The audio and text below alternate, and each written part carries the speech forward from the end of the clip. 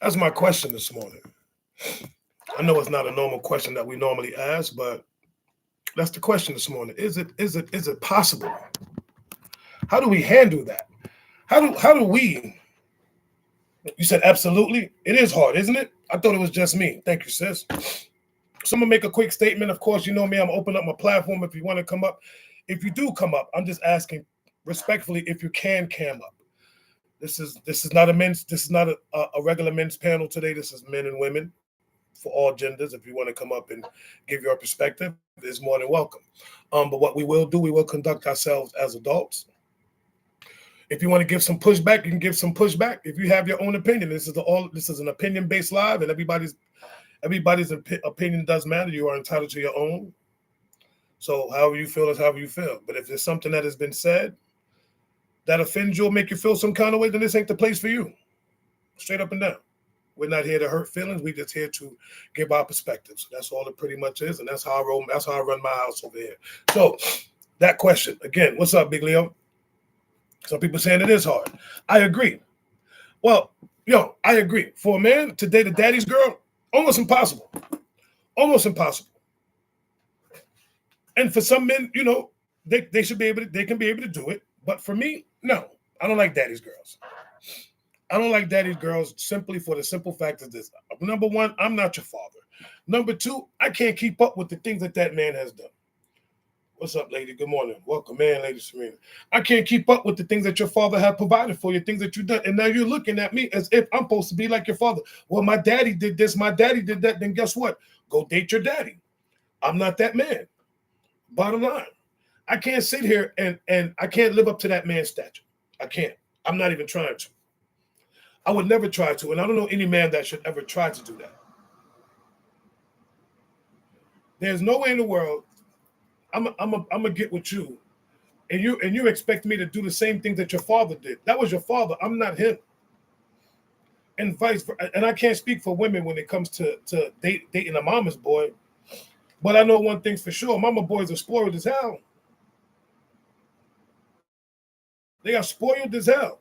They expect for you to do everything that their mama did, and I don't understand. See, but the question is this: when you think about all of these things, right? When I think about it, mama's boy, daddy's girl, the expectations of the person that we with, why is it that we expecting they're expecting someone to be somebody that they're not? And I blame the parent. I blame the parent. Number one, first of all, fathers. As a man, okay, we understand we want certain things for our daughters, but there are certain things that we honestly shouldn't be doing because we setting them up for failure in the long run, and we trying to tell them the type of man that they should be with. It is a type of man. A man should treat you like this, and a man's supposed to do it. No, a man shouldn't be doing the things that you're doing as a father. Straight up. This is the reason why so many women that are raised by their daddies ain't got no man. Because they're already expecting the man to be, my brothers, or my brothers is like this, and this how my brothers treat their women. But those are those women. You are not that woman. You should become your own person. What's up, Roxy? I see you, sis. You should become your own person, so that way the man could treat you the way the way that how, I get tongue tied and I get upset a little bit. Not upset, but it's mind boggling when you think about it. When you're trying to date these type of women, when a man try to date these type of women, and he would never live up to her expectations, which is crazy. And that right there is the problem. She has so many expectations of the type of man that he's supposed to be. I want a man like my daddy. There's no way I'll ever want to date a woman like my mother, because you can never fill that woman's shoes. And then again, I would never date my mom's. Oh, the pushback was I was wrong. First of all, sis, the pushback was I was wrong for the way I was thinking, number one. Number two, daddy's girls are the most exceptional women on the face of the planet, because in their mindset, it's like, oh, well, you should be able to do this. You should be able to do that. I think they were just spoiled ass chicks. Excuse my language. I think that daddy girls are very spoiled women. They spoiled, rotten goods. Because the simple fact is this: everything that the father has done from the time that they were born to the time that they are grown, They looked up to their father. And then the father, and then now they're expecting the man to be exactly what the father is. And I think most of the ones that are raised with their fathers are the ones that be, a man's supposed to take care of his woman. A woman ain't supposed to be working. She's supposed to be doing X, Y, and Z. And you know what the sad part about all that is? When I hear them say, the way I want a man to treat me the way my father treated my mother. First of all, I would never treat a woman the way that your father treated your mother. Because you a totally different woman. You're not your mom's, and I don't even know your mother. So how am I supposed to treat you the way that your father treated your mother? What if your father was actually trash? Because parents don't tell their kids everything. And sometimes on the surface it looks good. But deep down inside, your parents could be going through a lot of problems that you don't even know about. But you're looking at it from the outside in and just like, oh, my father treated my mother so good. But meanwhile, your mother be in the back of the room crying her tears out because of stuff that your father has been doing. But she don't want to show you that. Ooh, we get into some meat and potatoes now. Your mother don't want to show you the pain that your father has caused. So everything that she has done in your eyes and in your presence is showing you how, Dad, my daddy's good to my mother. Sometimes your parents could be together and not even be together, but be in the same house just for you as a child because they don't want to show no separation. So they want to keep that unity together, but they're technically not even together. They just living in the same house. And the moment that you bounce and you start doing your things and all of a sudden your mother's by herself or your father moved out, then you wonder, well, Daddy, why you not longer living in the house? Oh, me and your mother ain't been together for years. We just stayed together so you can grow up with both parents in the household. Ooh, did I just say all that? My bad, but it's the truth. All right, platform open, y'all. I just had to get that out. Let's talk about it. Let's talk about it. If you want to come up and have the convo with your bro, come on with it. Of course, my sister always gonna pull out. Oh, I love this boy right here. Wow, boy, what else, sis? Good morning. Good morning. We on one this morning. Yes. I literally had this conversation with a friend yesterday, literally, because her husband's daughter is a father's girl. And my take on it, because I've experienced it myself, is men don't take ownership that they create the monster that is their daughter. They spoil them. Say it. And all these things, right? And so when she gets into a relationship, this is why she's expecting said boyfriend to treat her the same way. I think men and women are spoiled. When it comes to a man being a mama's boy, I've dated one of those too. A lot of women don't want to let their sons grow up and treat their sons like she's the woman in his life, which then causes problems between the two of you because he's running, telling her everything that you guys are going through. She did this, she did that. So now the mom doesn't like you because you took my son from me. So this is a big issue and it's a big deal and it needs to be talked about. But it is the truth, though. It is the truth. Absolutely. It is the truth. People be afraid to have these conversations. But at the end of the day, this is what it is. Mama's boys are the worst ones. These dudes, listen, a mama boy, you know what the sad part about mama's boys is? Good morning, ladies. I'm gonna just need y'all to mute up real quick if y'all can, respectfully. You know what the thing about mama's boys is? See, the thing I don't like about mama's boys is this. Every time they do something wrong, who they run into? They going straight to their mother about everything. And then the sad part about it is they mothers don't even accept the woman that you are, even if you're a good woman to that boy. Or to that, I'm gonna call him a boy because he's not a man. Even if you're a good woman to that boy, at the end of the day, he still goes to his mother about everything, and you get no approval as a woman. You know why? Because you don't meet her standards. You can't do it. You can't do what I do for my son. You got to treat my son like this because my son. First of all, your son is a grown man. He a grown man. So why are you telling the woman that he? Why are you telling the woman that he's with how she's supposed to treat your son? Meanwhile, he's running back to the mama. Ma, I can't believe this woman did this. Ma, she can't even do X, Y, and Z. Really? But you want to call yourself a man? Good morning, ladies. Welcome in. Y'all got it. The mic is open. Hey there. Good morning. Good morning. Hey, Zelda, how you doing? I'm good. Oh, yeah. You coming in hot this morning, sir? Well, you know, it's Monday. I gotta wake y'all up. Y'all had a good long weekend. That's right. We back at it.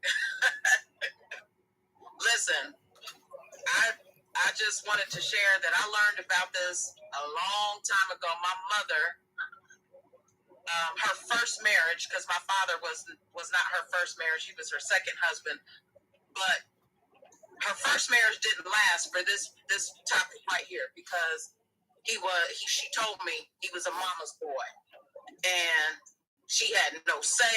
She had everything was his mother, and so she finally just told him, "You can go on back and live with her," and left, and that was that. So, you know, I learned about that a long time ago, and them games, yeah, ain't gonna do it. No, because the sad part about it is the moment you deal with a mama's boy, which is worse to me, I think mama's boys are worse than daddy's girls. But the moment you deal with a mama's boy, the sad part about that is, guess what? His mother is part of that marriage. You marry him, you marrying her. And make it even worse, sometimes they even move the mama in. You know, my mama got to come live with us. No, the heck she don't. That's what they got nursing homes for. No disrespect, but at the end, listen. It's one or two things. Number one, as a woman, and I'm not even a woman, so I can't speak on it. But if I was a mama's boy and I wanted my mother with me 24/7, that's a problem. That's a problem. There's friction in my relationship where I can't be on my own and be with the woman that I chose to be with, because guess what? I really didn't choose her. My mama chose her for me. She chose the woman I'm supposed to be with. Had nothing to do with me. Every woman, no matter how good she looks, she ain't no good. She ain't no good. Why you want a woman like that for? She a hussy. You see how she, like, hold up. And you sitting there, you know what, Mom, you right. She is a hussy. Mom, I can't believe, like, everything that this woman does is a problem for you. Because number one, you keep running back to your mom. Yeah, it's this unhealthy, it's the unhealthy attachment, it's dysfunction at its finest, and people don't want to have real talk about it, because these mother and son and daughter and father relationships cross boundaries that should not be crossed in terms of the level of attachment. It is unhealthy, it's dysfunctional, and like you said, it will wreak havoc in their relationships, and it's rare that people will really talk about it just like that, just put it out on the table, because that's what it is. But you know what, though, my problem with that is I want to blame the son, but I also want to blame the mother too, because she doesn't know how to detach herself from her son. And I think another reason is because of all the bad relationships she may have had, and the son has been present through all of them. And guess what? Now they start bouncing off of each other. Ma, that man ain't no good for you. Mom, why'd you got another man in the house? I'm supposed to be the man of the house. Yeah, I don't understand children that don't want their parents to have a companion. Because they divorced, I don't get it. Because they're the companion. Right. Well, yeah. But think about it. Mentality is crazy. Because if another man moves in, that's another man in his space. So you know what that means? He ain't getting the meals that he was getting no more. The attention that he was once getting, all the stuff that she was doing for him, it gets minimized, because now she got a whole man that she can cater to. And one thing men don't like is another man in his space. I got another man in my space. Oh, that's too much conflict. One of us got to go, and I've been here longer. Because I know my mother. So I know how to play on my mother to get rid of this dude. So now I'm back in the same spot that I was. Yeah, that take me back to that movie Baby Boy. Exactly. And which is the truth. It's about positioning. How we position ourselves. And I think it's crazy. But like, even when I look at, yes, you're right, Roxy. I'm about to go there. When it comes to daddy's girls, to me, they are the most fractured women that I could possibly meet. I've ever met. Because I dated a daddy's girls for like 2-3 hours. And that was crazy. Y'all thought I was going to say years or months. No, 2-3 hours. That's all she got out of me. Because of the exposure, her expectations was wild. Was crazy. And it was like, oh, I need this, I need that. Why you can't do this? Well, everything was my daddy, my daddy, my daddy, my daddy. I'm like, hold up. I'm not that dude. I'm not that dude. You don't even allow me to even be with you the way that I want to be with you. I got to be with you because, hey, well, and then I'm like, then she was like, I want you to meet my father. Hold up, time out. We ain't even trying to get married, shorty. You want me to meet you want me to meet a man of your life, and I'm not even trying to marry you, right? Like, I ain't even thinking about marriage. Because the only time I want to meet the man in your life is when I'm about to propose to you or when I'm about to marry you. And that's a problem with some of these women because they have fathers. I want to meet the man that you're dating. No, you don't need to meet me right now because I may not be dating your daughter that long. And that's real talk. But we have the tendency, my daddy wants to meet you. For what? Now I got to sit in front of this ball and chain while he's sitting and trying to grill me and want to make sure that I meet up to his standards. Dude, I'm going to meet up to my own standards. Why do you think your daughter chose to be with me? Because there's something about me that she had nothing to do with you. Bottom line. But he want to make sure, I got to make sure that you treat my daughter right. And, this is my prized possession and this is my baby girl. Well, then guess what? You need to loosen the reins, homie, because she ain't a baby no more. And if that's the case, you need to keep a pacifier in the mouth, keep the nipple in the mouth, and keep her on the way. Because I don't want to deal with none of that. I ain't got time to be picking up nobody nursing them. I said what I said. Y'all got it. Come on, ladies. Talk to your boy. It's different when you think about it. I have zero time to be dealing with somebody that has been spoiled. You have been spoiled all your life. And what happens when stuff gets spoiled? You got to throw it away because I don't want nothing spoiled. I want everything fresh. So when you get somebody that's been spoiled, I don't think you need to be with them. That's bad business. You are spoiled, which means you are used goods. You've been sitting too long and nobody used you. Goodbye. When you get spoiled stuff in your refrigerator, what do? Do you keep it or you throw it away? I'm just saying. That means it's no good. You have we don't understand that fathers, we damage our daughters. Mothers, you damage your sons. We set them up for failure. Even though we may be speaking, it's one thing when you can speak life into your children. I respect that 100%. But if I'm just talking to you and I'm telling you what I'm expecting the type of man that you should be with, that's a problem.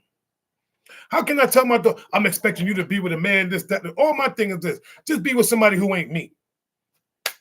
Job done. That's it. My job is done. You can date any man you want. Just make sure he ain't no man like me. And when he decides to propose to you, that's the man I want to meet because me and him need to have a sit down. And my sit down talk ain't gonna be what can you do for my daughter?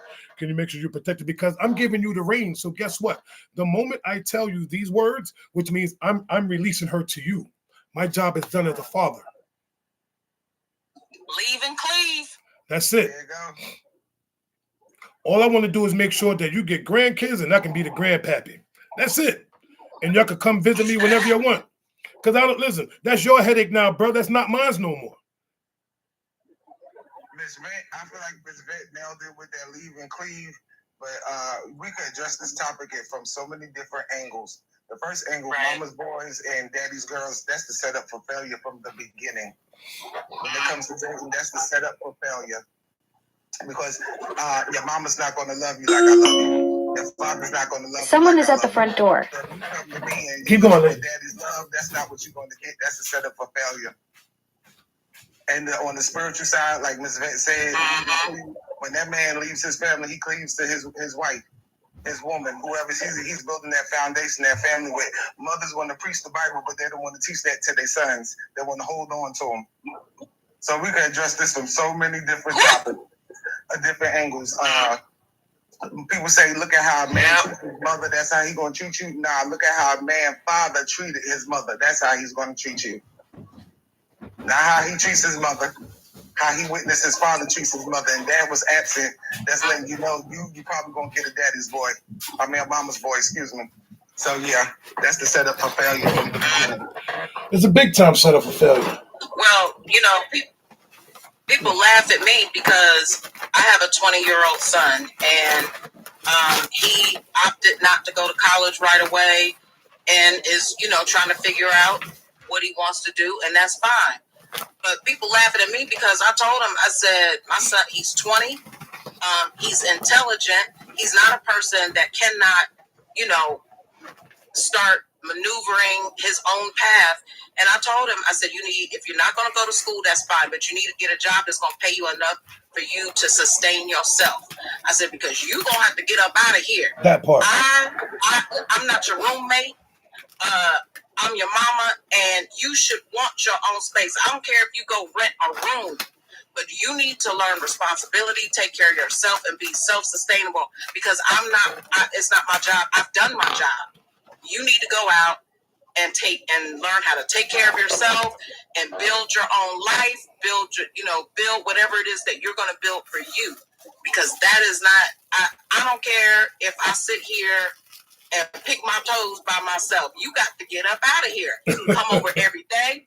You can come get food out the refrigerator, but as long as you leave out my door and go into your own, we good. Because we ain't going to do this forever. Absolutely not. No. Absolutely not. And they're not supposed to. And the thing is, the only difference between daddy's girls and mama's boys is some of these girls leave the home. But the sad part is everything is daddy. And the sad part is us men, and I'm gonna call it out because I do it sometimes. I ain't even gonna lie. We get so soft on our daughters, like we too soft on our daughters. Oh yeah. We become punks. That's my baby girl. Ain't nothing that she ain't gonna never want. But we gotta stop doing that. We gotta stop that. I know that's our baby girl, but sometimes we gotta let baby girl grow up too. We can't just keep them in that bubble. Because if we keep them in that financial bubble, we in trouble. We failed as fathers. Sorry, but not sorry. We failed. Dating somebody like that too is bad, because I've dated someone who was like that with his daughter, and he stayed broke. Like, what kind of life are you gonna live and have for yourself if you always taking care of all her stuff and she grown? I don't understand. Like, I ain't got that to do. Nope. I don't blame you. I don't blame no woman, to be honest. I blame something, like I said, I blame these men. I blame us fathers. Because I'm not gonna lie, I do it. And am I a victim of it? Yes. My daughter's 14. She ain't really a daddy's girl, but I'm an ATM. I know that for a fact. She 14. I'm talking about 20-something. Graduated from college, got a job, and you still stepping in and buying cars and paying bills and doing all this. It's like, well, where you going? How you gonna live your life or live for you, or have somebody in your life if you still doing all of that? Like, you can't move forward. Because no man is ever going to want to put up with that. I'm being real. Like, for me, when I was dating the girl, I was like, I can't do this. Like, it's too much. It's too much headache. I'm doing way too much for less. And then it's like, well, what are you doing for me? What do you mean what I'm doing for you? You should be lucky to be with me. Like, huh? What? Time out. First of all, you are not a prima donna. That's number one. You are not all that for just to be sitting there talking about, I should be lucky to be with you. No, matter of fact, I'm mad that I'm with you. And the sad part is I should be leaving. I was lucky enough to get out of that relationship. What's up, Lamar? Welcome in. I think it's a problem too when there's a marriage involved, because yes. Listen, the daughter automatically doesn't like you because you've come in and she's feeling threatened that funds are going to get cut off because now you're in the picture, which, I mean, I come first, let's be clear. But when the man doesn't have the balls to check his child, she does no wrong, and the man doesn't understand he created that from childhood all the way to adulthood. Child 20, 30 years old, and you're still catering to her. And it's a problem between the wife and the daughter, which again, he's not checking any of this situation. So now the husband and wife are in turmoil over the child. Like, that's a huge, huge problem that doesn't get addressed. And you know what? I'm glad you said that, because first of all, good morning, 62. What's up, my brother? One of the things that I realized too in that situation is the fact that the daughter questions the father. If he's a single father and been taking care of his daughter, and all of a sudden he meets a woman, you're right. That becomes friction as well. Daddy, why are you dating her? Like, I don't know. She doesn't seem the type of woman. Like, I don't know if she's going to fit, because, and then they play that game. You know, kids are manipulative. especially when they get older, because they know how to manipulate the situation. They start telling the fathers or telling the mothers about the person that they with, how whack they are. This person is no good. Or the daughters be like, you know what? Yeah, well, my moms used to be like this, and my mother. Now I can understand if the mother was unalive, that she passed on. That's one thing. But if they got separated, yes, that girl is going to cause so much friction and so much drama because you have taken something away that she has been getting her entire life. Her father's attention, her father's love, her father's finances, whatever she needed, daddy got. And once that gets cut off, all hell breaks loose. It's like she lost. Do the math. Because you've been spoiling your adult son and your adult daughter for so long that when you have to cut that adult umbilical cord, not the kid one, the grown one, they lose their mind. They don't know what to do. Then your daughter starts dating all types of dudes because guess what? She lost contact with you. So she felt that I lost my dad. Now I don't even know how to date because every man, yeah. And dudes start dating these chicks. They start dating these women, and they dating controlling women, and they get upset because this is what they used to. They used to a woman being in control. So they have to have a strong-minded woman, not a masculine woman, because they know such things. So just for some of y'all women that I'm being masculine, no. They just want a strong-minded woman who's actually going to treat them like they're their son because that's what they're used to. That's what these boys are used to. And then the mama sees it, but the mother gets mad at the woman that he's with because I can't believe you treating my son like this. But guess what? That woman matches your mother's energy, and now you get mad at her, but this is the woman that you chose. Make it make sense. Unbelievable. You chose the exact same woman that was like your mother. She matches your mother's energy, but guess what? To the point where your mother starts liking her. Oh, I like this one. She a little feisty. Yeah, because she feisty like you. As long as she's somebody like your mother will like her. Now, you ain't going to start liking her no more because, hold up, I'm kind of dating my mom's. You get where I'm coming from? And this is where the problem is for some of these men, these adult boys, because they don't know, they're allowing their mothers to choose the person that they should be with. And not the, that's crazy work that you allowing your mother to choose your girlfriend. She wound up choosing your girlfriend. She choose your wife. She starts running the venues, everything. And next thing you know, I don't think y'all should live there. I think, you should move closer to here because I might need you.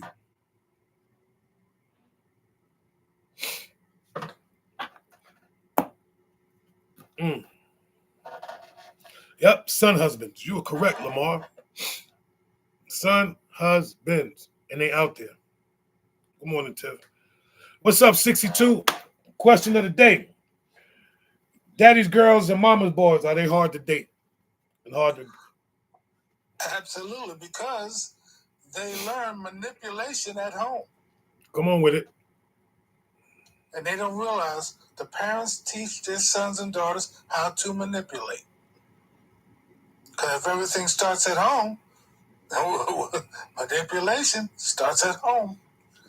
And fathers and mothers, if you don't teach your sons and daughters how to deal with the word no, that's a setup for both sexes when they go out the door. Come on, My sir. daddy never told me no. My daddy never told me no. And guess what? That guy has to be the first person to tell her no. And vice versa. Not knowing how to deal with no, rejection, sets both parties up. That you said it right there. That's the magic word. N to the O. That's the problem right there. We don't tell our daughters no. We don't tell them no. We just, hey, you know what? Daddy, can I have this? Sure, I got you. We will break our wallets to make sure that our daddies are square. I mean, our daughters are square. We'll be out there punching 4 or 5 clocks to make sure our daughters get what they want. We wreak havoc on our kids without even realizing it. What's up, Aquarius? Come on, sis, you got it. I want to add this too because my youngest son, he's a daddy's boy. Because there's such a thing as a daddy's boy too. He's the makeup child because his other children, he was cheating on his wife and wasn't there for them as a father. So when we had a son, let me do things differently and give my son everything he wants and never say no to him. So there's such a thing as a daddy's boy as well. And for me, it was hard because I was a disciplinary parent that said no to my son, but his father never did. So my son always looked at me as the bad parent. So that goes both ways too. Yeah, I mean, it's. I think it's not about. I would say it's the parents to a degree, but as you get older, you should be able to make up your own mind, which means that you are still allowing your parents to dictate everything that's going on in your life, even as an adult. Like I have to, my everything goes to my parents. I got to make sure that my moms know this and my father knows. No, you don't have to do that no more. Once you leave the nest, you are a grown adult. You have the right to make your own decisions. You should not be relying on what your parents approve of. Even if you're still living in your parents' home, you should be ready to, you know what, it's time for me to leave because I can't keep doing this no more. Why am I still making myself comfortable? Why am I making sure that? And it's the sad part about it is it's the parents that lean on the children. I don't want you to go, especially mothers to their sons. No disrespect to none of the mothers out here, but a lot of these mothers do not want to they don't want to let their sons go because they're afraid to be at home alone. They still need a man somewhere along in that household, even though he's not a real man, because you still treat him as if he's your son. You making him meals, you cooking his dinners. He actually not really paying no bills. He still has a job. You making sure his car's running. All of these things that you are doing. You are not allowing him to grow up to be a man that he's supposed to be, but yet you want to say to him, I'm raising my son the best way I can. No, you're not. No, you're not. You are not raising your son the best way you can. Come on. But there's the other side of that someone will tell their sons, you're the man of the house. And he has no skills. What skills? You tell him the 13-year-old he's the man of the house. Set up for failure. Yes. Miss Truth, good morning. See your hand up. Good morning, everybody. So I agree, and I disagree. And the reason why I say I disagree is because my mother passed when I was 4 months old, and my dad raised me. So my dad did treat me with white gloves. Not only did he, but my grandfather did. And even to this day, they're both gone to glory. But I still value and remember those lessons that they taught me. And I still, in some ways, abide by them, especially when it comes to a relationship, because my dad and my grandfather taught me, what if a man loves you, this is this. When a man does this, this is not that. Like what? Can you give examples? So if a man loves you, you don't have to beg him. You can mention it, and he's a fixer. That's a natural role of a man, is to fix it. You shouldn't be begging and asking a man for something. You shouldn't be begging and asking him for love, because if he love you, he'll jump over the moon for you. Another thing my dad told me is, you don't beg a man to be a father. Nobody ever had to beg him to be my father when my mother passed away. There's things like this 50-50 thing. No, we're one. There's no 50-50. There's 100. When you get married, it's 100. And if a man come to you talking about, what can you do for me? That's not the man for you, because you're his helpmate. You're supposed to do for him naturally. He shouldn't have to ask you, and you shouldn't be having to ask him. So those were things that were taught to me. And even in my marriage now, those were the things that I was looking for. And those are the things that I got and I accept and I have boundaries on.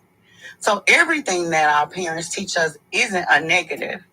But now there were some things that my dad taught me on how to run the game that I figured out, no, that might not be me. That's not me. I don't want to do that.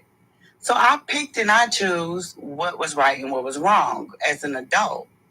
So I am a daddy's girl. I'm a papa girl. I'm a daddy's girl. And I don't expect no man to not show me respect and love. That don't mean he got to bow down to me. That don't mean I rule over him, because my husband, we don't rule over each other. We respect each other. I tell him how I feel. He tell me how I feel. We come in the middle. If we can't come in the middle, then let's just put it on the table and we'll come back to it. So it's challenging when parents are blamed for everything because adults make their own decisions. Parents teach morals. Parents teach standards. And if you're not teaching your child the right morals and standards, then of course, they're going to grow up and they're going to have those negative views and thoughts, and the world is going to also put those thoughts into them as well. So that's all I wanted to say. Like, we can't blame everything on parents. Like, mama's girls or daddy's girl. I'm a daddy's girl because I didn't have a mama. I am a daddy's girl, but my daddy didn't teach me to manipulate men. My daddy taught me how to be a woman. Women don't do this. Women do this. Men do this. And I took that to heart. But I'll just land my plane there. Like, let's stop blaming parents and start blaming ourselves for our own mess ups. True. I want to say this. First of all, good morning. What's up, brothers? AC, Donovan, good morning. Good morning. I do want to say one thing. And first of all, I respect that. You know, like I said, everybody's entitled to their own opinion. First of all, I'm going to keep it real. I don't think I can ever raise a woman to be a man. I mean, a girl to be a woman. I don't think that's possible for a man to do. But, you know, all we can do is lay the laws down because we're not women. I'm not a woman, so I can't teach my daughter what it is to be a woman. Respectfully. No disrespect to your father. I respect it. Listen, you're married? How long you been married? My husband and I have been married for 7 years. Okay. My first marriage was for 14 years. The year completion. Okay, I'm not even mad at that. Amen to that. You know, sometimes we as fathers, we want the best for our daughters, right? But my thing is this: we should teach them, not spoil them. And I can't tell you what a man is supposed to be like because I'm a man and I'm only going to give you certain jewels. But I can't sit there, you know, a man is supposed to do is this, a man. Because I can't, the problem that I have with way some of us men teaching our daughters is the fact that we're not the man that we want, that we're teaching our daughters not to be with or to be with. You see what I'm saying? I can sit and tell my daughter all day, you know, a man's supposed to do this, but if I'm not doing those things, how am I telling my daughter what a man's supposed to do? So which means I'm false teaching. I'm teaching my daughter false. I'm not teaching her the jewels. Because at the end of the day, she's still looking at me, but wait a minute, Daddy, you telling me all this, but look at how you moving. So I didn't experience that. My dad did lead by example. My grandfather and my grandmother was still unalive, them apart. So my dad didn't teach me that. Right. No, I'm not saying your dad. I'm just saying in general. I'm just speaking in general. Mm-hmm. But he did. There were some things that he could not teach me. Like when I came into womanhood and I started having, you know, my body started changing. He didn't understand that. He did not understand that. But what we had was a unit and a village. And so that's when his sister stepped in. See, there you go. Hey, now see, let me tell you what's going on. See, now you're coming to something. See what I'm saying? So regardless of the fact, there were still women in life. Oh, definitely. Exactly. I mean, so it's a big difference. I'm talking about these fathers who are strictly, pretty much, I can say, almost infatuated with their daughters. That no man. And the sad part about it is, you have women that look at these men and be like, "No man can stand up to my. You know my everything that you do, it doesn't match up to what her father did. Every single thing." Everything, no matter what, you know what, my daddy did this. You ain't my man. Listen, my daddy did this, and my father said a man's supposed to make. I'm not even supposed to be working. A man's supposed to take care of a woman like my father did my mother. But your father was also sleeping with 3 other different women. But your father didn't tell you that. Your father had a whole nother family, but your father didn't tell you that. Come on, sister, welcome in. You got it. Come on, Virgo. Good morning. Miss Ruth, I kind of, my mother was present, but she was also busy. You know, she had a career. So my parents were always together. But my dad always taught me that I can't expect how their relationship is in anything of mine. And whatever I need to do, I would have to get it on my own. You know what I'm saying? I'm going to have to make it happen on my own. So I would say that I was spoiled with a lot of love. And but I also know better in a relationship. So that would be an issue, in my opinion, like with commitment with me. So the spoiledness with love for sure, because I have both of my parents. Daddy, I could spend more time with my father because he had more time, you know, in his career. And I was able to go with him a lot of places and learn a lot. So, and then just see how a man moves as they're growing too, because my father grew as well. You know what I'm saying? So, how to talk to people, how to act, those type of things, how to treat women, even though I'm married. You know what I'm saying?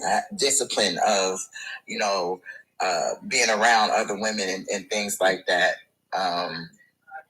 So I would say a daddy's girl is, we can be a little bit difficult to deal with because I feel like I know better.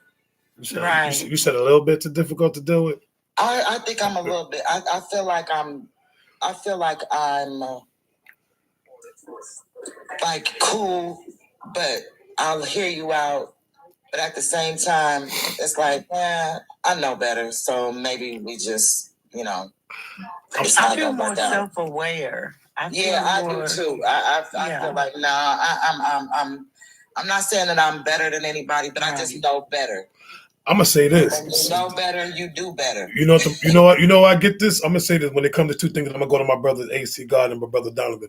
Here's my thoughts. Right, daddy's girls. You've been around your daddy so long, you start becoming your father.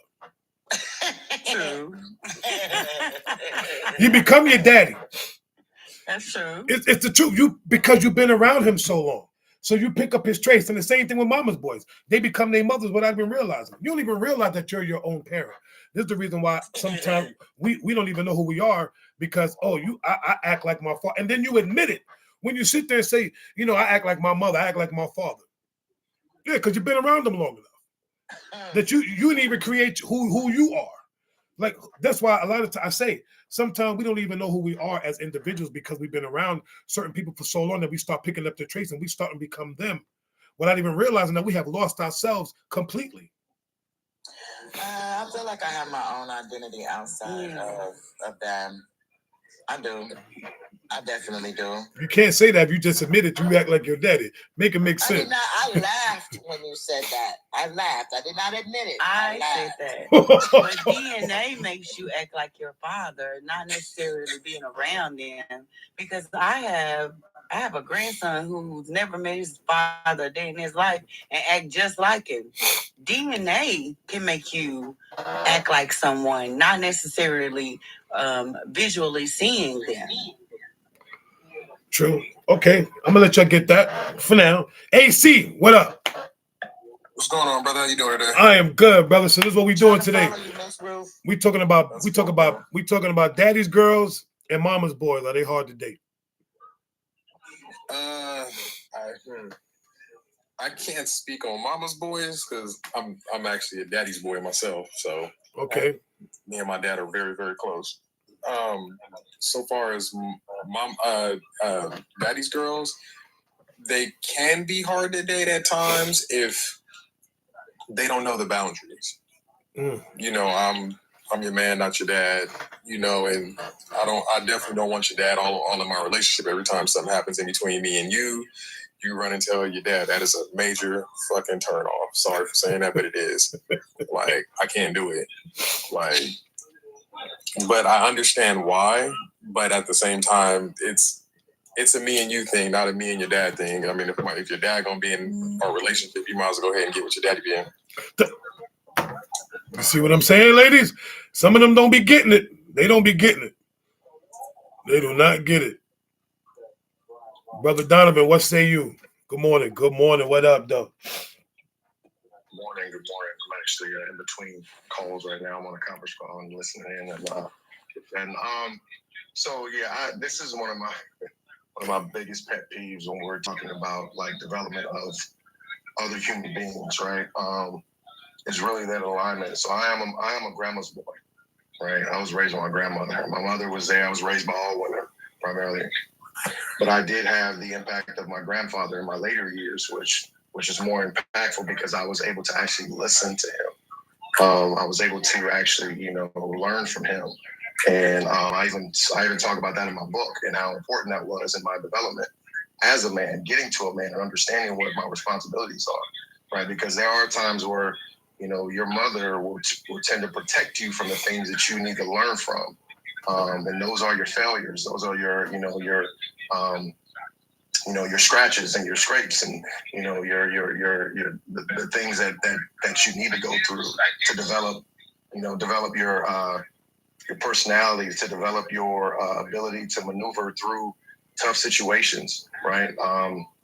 And those are pressures that, there are some pressures that women will never understand that go on with men. And there are pressures in which men will not understand that go within women, right? But there has to be that there has to be somebody there that you can have a conversation with about that, your development from, like I said, I've had the conversation with my son. My son's 21, my daughter's 16. I've had the conversation about sex and hey, the birds and the bees, that whole conversation that we're supposed to have with our children, right? And I remember I had to have it with one of my mom's boyfriends. You know what I mean? Like that was his responsibility at my age at that time. But for me to have that with my son, I could not have it with my daughter because I don't understand it. I don't know that. I don't know that aspect, right? So my ex, her mother, had to have that conversation. I'm there in support of my daughter needs some pads. Guess where I'm going? I'm going to get the pads. I do, and I have no problem holding that because that's my baby, right? And I'm not gonna lie. I love my son to death, but I protect my daughter. I will always protect my daughter. I will teach my son how to fight. I'll teach my son how to protect. But I'm always going to be there to protect my daughter. And I think she is. She's a combination of both mommy's and daddy's girl. When I take her out, I pamper her. I do take care of her. Her and I go get, we'll get pedicures and manicures and pedicures together, right? I'll open doors for her. I always tell her, don't ever touch a door when I'm around. So there are certain things that, yes, and I truly understand what you're saying, Velvet. There are certain things that I'm like, I'm a better version of myself at this age, at that where she's dating and who she's going to be dating, and in that life, when she chooses her partner, that man is not going to be the best man for her in that moment, right? Because he's still developing. He still has to go through his trials and tribulations. I do believe that trials and tribulations develop you and mold you and carve you into the man or woman that you need to be. So when we look at life and thinking that we aren't going to have, like, we want this plug and play relationship, we want this plug and play business, we want this plug and play opportunity, that's not how it's going to work. It requires effort. It requires energy. Those are things that you can't control. Everything else is outside of your control. But you have to understand that, God is giving you the opportunity and he puts you in front of the door. You still got to open the door, right? And when it comes to those things, when it comes to her choosing somebody, I want her to take those things into consideration. Like, choose the best person for you at this moment. And guess what? In 5 years from now, when you graduate from college, he may not be the best choice for you. Because it's gonna constantly change. We're constantly always evolving. But my job as a father is to provide my daughter with tools, right? To identify good people. And I don't think it should be a male or just a male or a female. It's identifying good people to bring into your life. And that's the most important thing to me. No, you're right, bro. I mean, I like that. I love that. The fact that, being a father, being a father is not an easy task. It's really not. I mean, mothers get the majority of the love, so the father's got to put a lot of work. Being a black father. Exactly, being a black father. Yeah, let's rephrase that. Because first of all, they say a lot of black fathers ain't in the house, and they're not part of they're not in the child's lives. But the way that we want to be in the child's lives, I know this is a whole nother thing, but being the fact that you said black father, I got to speak on it.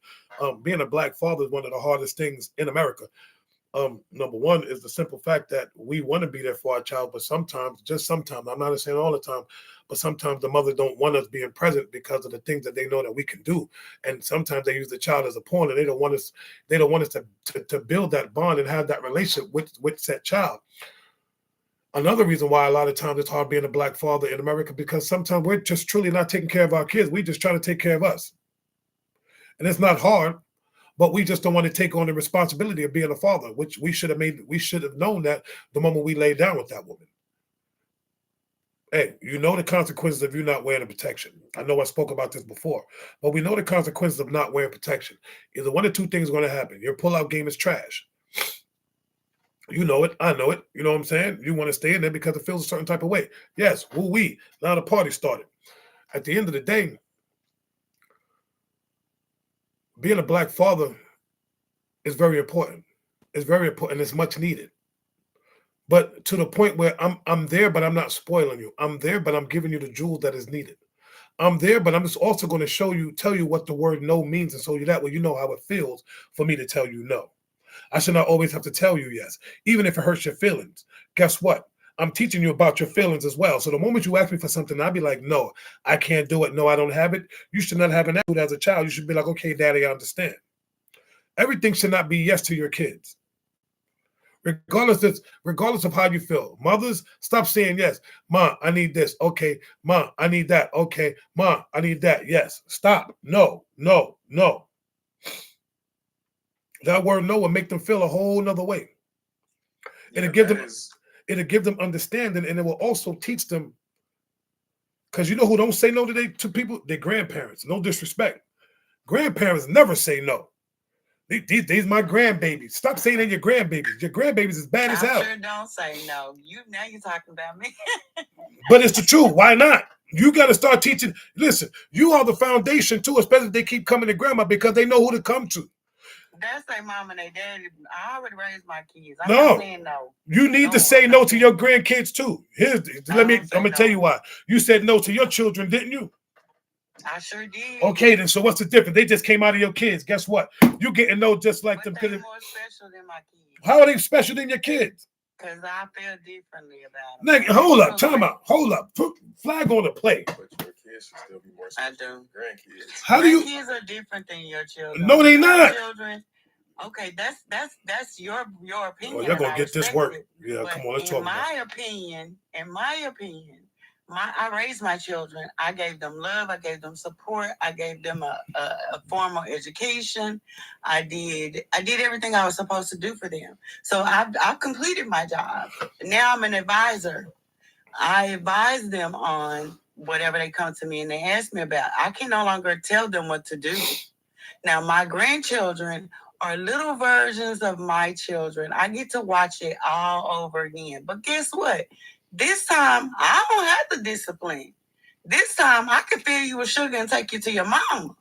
And that's the problem. See, it is the problem. Let me tell you why.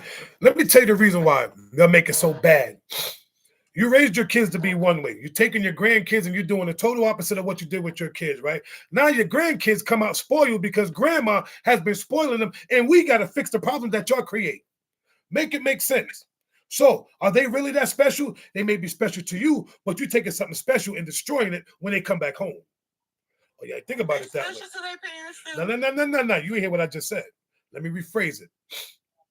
I'm going to say this, and I'm going to say it one more time to give some of your grandparents. You spoil the crap out of these kids. They go back home, and they're not used to the word no, because guess what? I want to go to Nana house because Nana don't say no. Mommy and daddy say no. So now you're undermining the parent. Just bring the babies over here. And you're doing everything that we're telling them what they shouldn't be getting. You're giving it to them. So did you have a big mama? Had nothing to do. I had big mamas, yes. But my grandmother was just like my mother. She said no. I wasn't. I didn't get. Did big mama treat you a little nope. sweeter than your mama? Nope. Not at all. Not at all. Okay, well, see, we have different family dynamics. But what I'm saying, but your sister, I get what you're saying. But once again, hear me, and hear me what I'm saying respectfully. What you're doing is undermining the parent. If the parent tells such child no, you can't have this, you can't have that. He comes to your house, Grandma, I want this, I want that, and you get it because knowing that the parent already said no and you got it there, then they come to the house because, then you start teaching your children how to lie. Hold on. I'm not saying you. When I say this, hear me well. Don't tell your mother and daddy, I got you this now. We're going to keep it here. So now you're already teaching your children how to keep secrets from their parents, too. Then when the parents come to the house, Mom, How did Junior get this? I bought it for him, but I told him he couldn't have it. But that's my grandbaby. So now you just overpowered the. Y'all not getting it. Y'all not getting it. Hold on. I get it, but I'm not gonna stop doing it because the pressure's off. There is no pressure on grandparents. I did my job. Zero, zip, nada. And they're more relaxed because the pressure ain't on them. The pressure is on you as a parent. When them grandparent kids come over, ain't no pressure. There's no pressure on them. They're enjoying this. Yeah, but my thing is this: aren't you making it hard for set parent? Because how can I teach? How can I discipline my kid if you're undermining everything that I'm doing? I told this child you can't have this. I told my child you can't do none of that. I don't want you having no chocolate. But you going to your grandmother's house having chocolate, putting on all these calories, then you're coming back to me. You see what I'm saying? Manipulation. Exactly. Manipulation. So what I'm saying? That's not manipulation. That's not manipulation. That's spoiling a child. I don't know. Maybe I'm from the older generation. I'm 69 years old. And when I went to my grandparents' house, if my mother and father had told my grandparents that there were certain rules and regulations that we had to follow and we could not do, then we did not do it. We were not allowed to do those things. And if we did those things, we knew that we were going to be chastised. But again, in my time, we were raised by a village. So everybody was auntie, uncle, and granny. And I'm also right now, my grandchildren are grown, and I never spoiled them. I spoiled them with love. I had play dates with them. I took them out to movies. I took them out and did things with them. I set up play dates with them. But I'm a person that I like for them to learn a lot. So a lot of time when they were with me, they were learning things. I don't go against what a parent tells a child. If my daughter told me they couldn't have candy, they're not going to get candy. If she said they can't have cookies, they're not going to get cookies. There may be a reason for her not wanting them to have that in their bodies. So I'm not going to go against it. I don't do that with my Gigi children now. They call me Gigi. And they say Gigi don't play. Well, Gigi don't play. Gigi believe that you can have fruits. Gigi believe you can have all the apples and oranges you want all day long. But I'm not going to stuff you up with all that candy. I'm not a candy eater. I'm not a sweets eater. So what I don't do, I'm not going to indulge in pushing it towards you all the time. Pushing candy and sweets. Next thing you know, these little babies got cavities in their mouths and high blood pressure. Fix it, or they got high blood pressure, diabetes, are they obese. Yeah, are they? And see, I worked in the medical field all my life, and I've seen this happen with too many children. I worked in the medical field all my life until I retired, and I've seen children come in with obesity, and the mother and the father sitting there arguing because mama constantly feeding the child, daddy trying to get the child to exercise.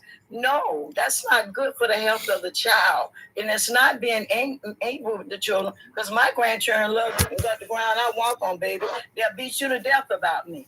But they know that there's certain things that they can and cannot do with me. I can go to my grandmother's house right now at 46 years old, and the first thing she gonna do is get up and go in that kitchen. Baby, let me make you something to go. I'm not hungry. See? Well, just eat a little bit of something like that. I mean, different families, different strokes. Right, and I'm not saying that. What I'm saying is this: stop undermining your children. Those are their kids. Those are not your kids no more. As a grandmother, your job is to sit there, hold a child, pamper the baby, and let them know that grandma loves you. That's it. All that extra stuff, they be like, Grandma, can I get this? So listen, look at the pushback. Are y'all serious? I play football with them. I play all that with them. Nah, spoil you. I'm 69, but I'm still a tomboy. So I get out there and play ball with my children. I play softball with them. I got one that likes soccer. I play soccer with her. I got one that likes football. I try to throw the football back and forth with him. I got one that likes baseball. You should see me out there trying to throw a baseball. But whatever the children like, I try to do what they like to give them fun because I want them to get exercise. I want them outside. I don't want them in front of the computer. I don't want them in front of a computer soon talking about Roblox did this and Roblox did that. But Roblox, you the Roblox. Let's get out here and play some Jackstone. Let me teach you how to play jump okay, rope. what I'm saying is this, and I agree with you. I agree with you 100%.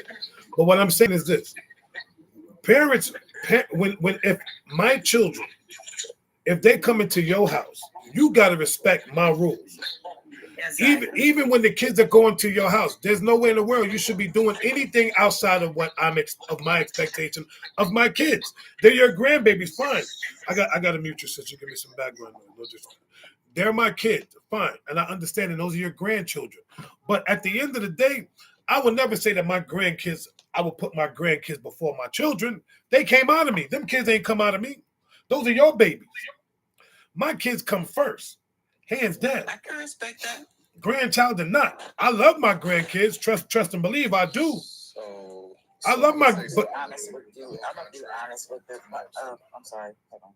Okay, go ahead. Yeah, brother. I'm gonna say something a little contrary to most. I'm gonna say how important I think grandparents are because I was raised with my grandparents. And I think that's one of the reasons why I'm gonna say this as wise as I am is because of my grandparents.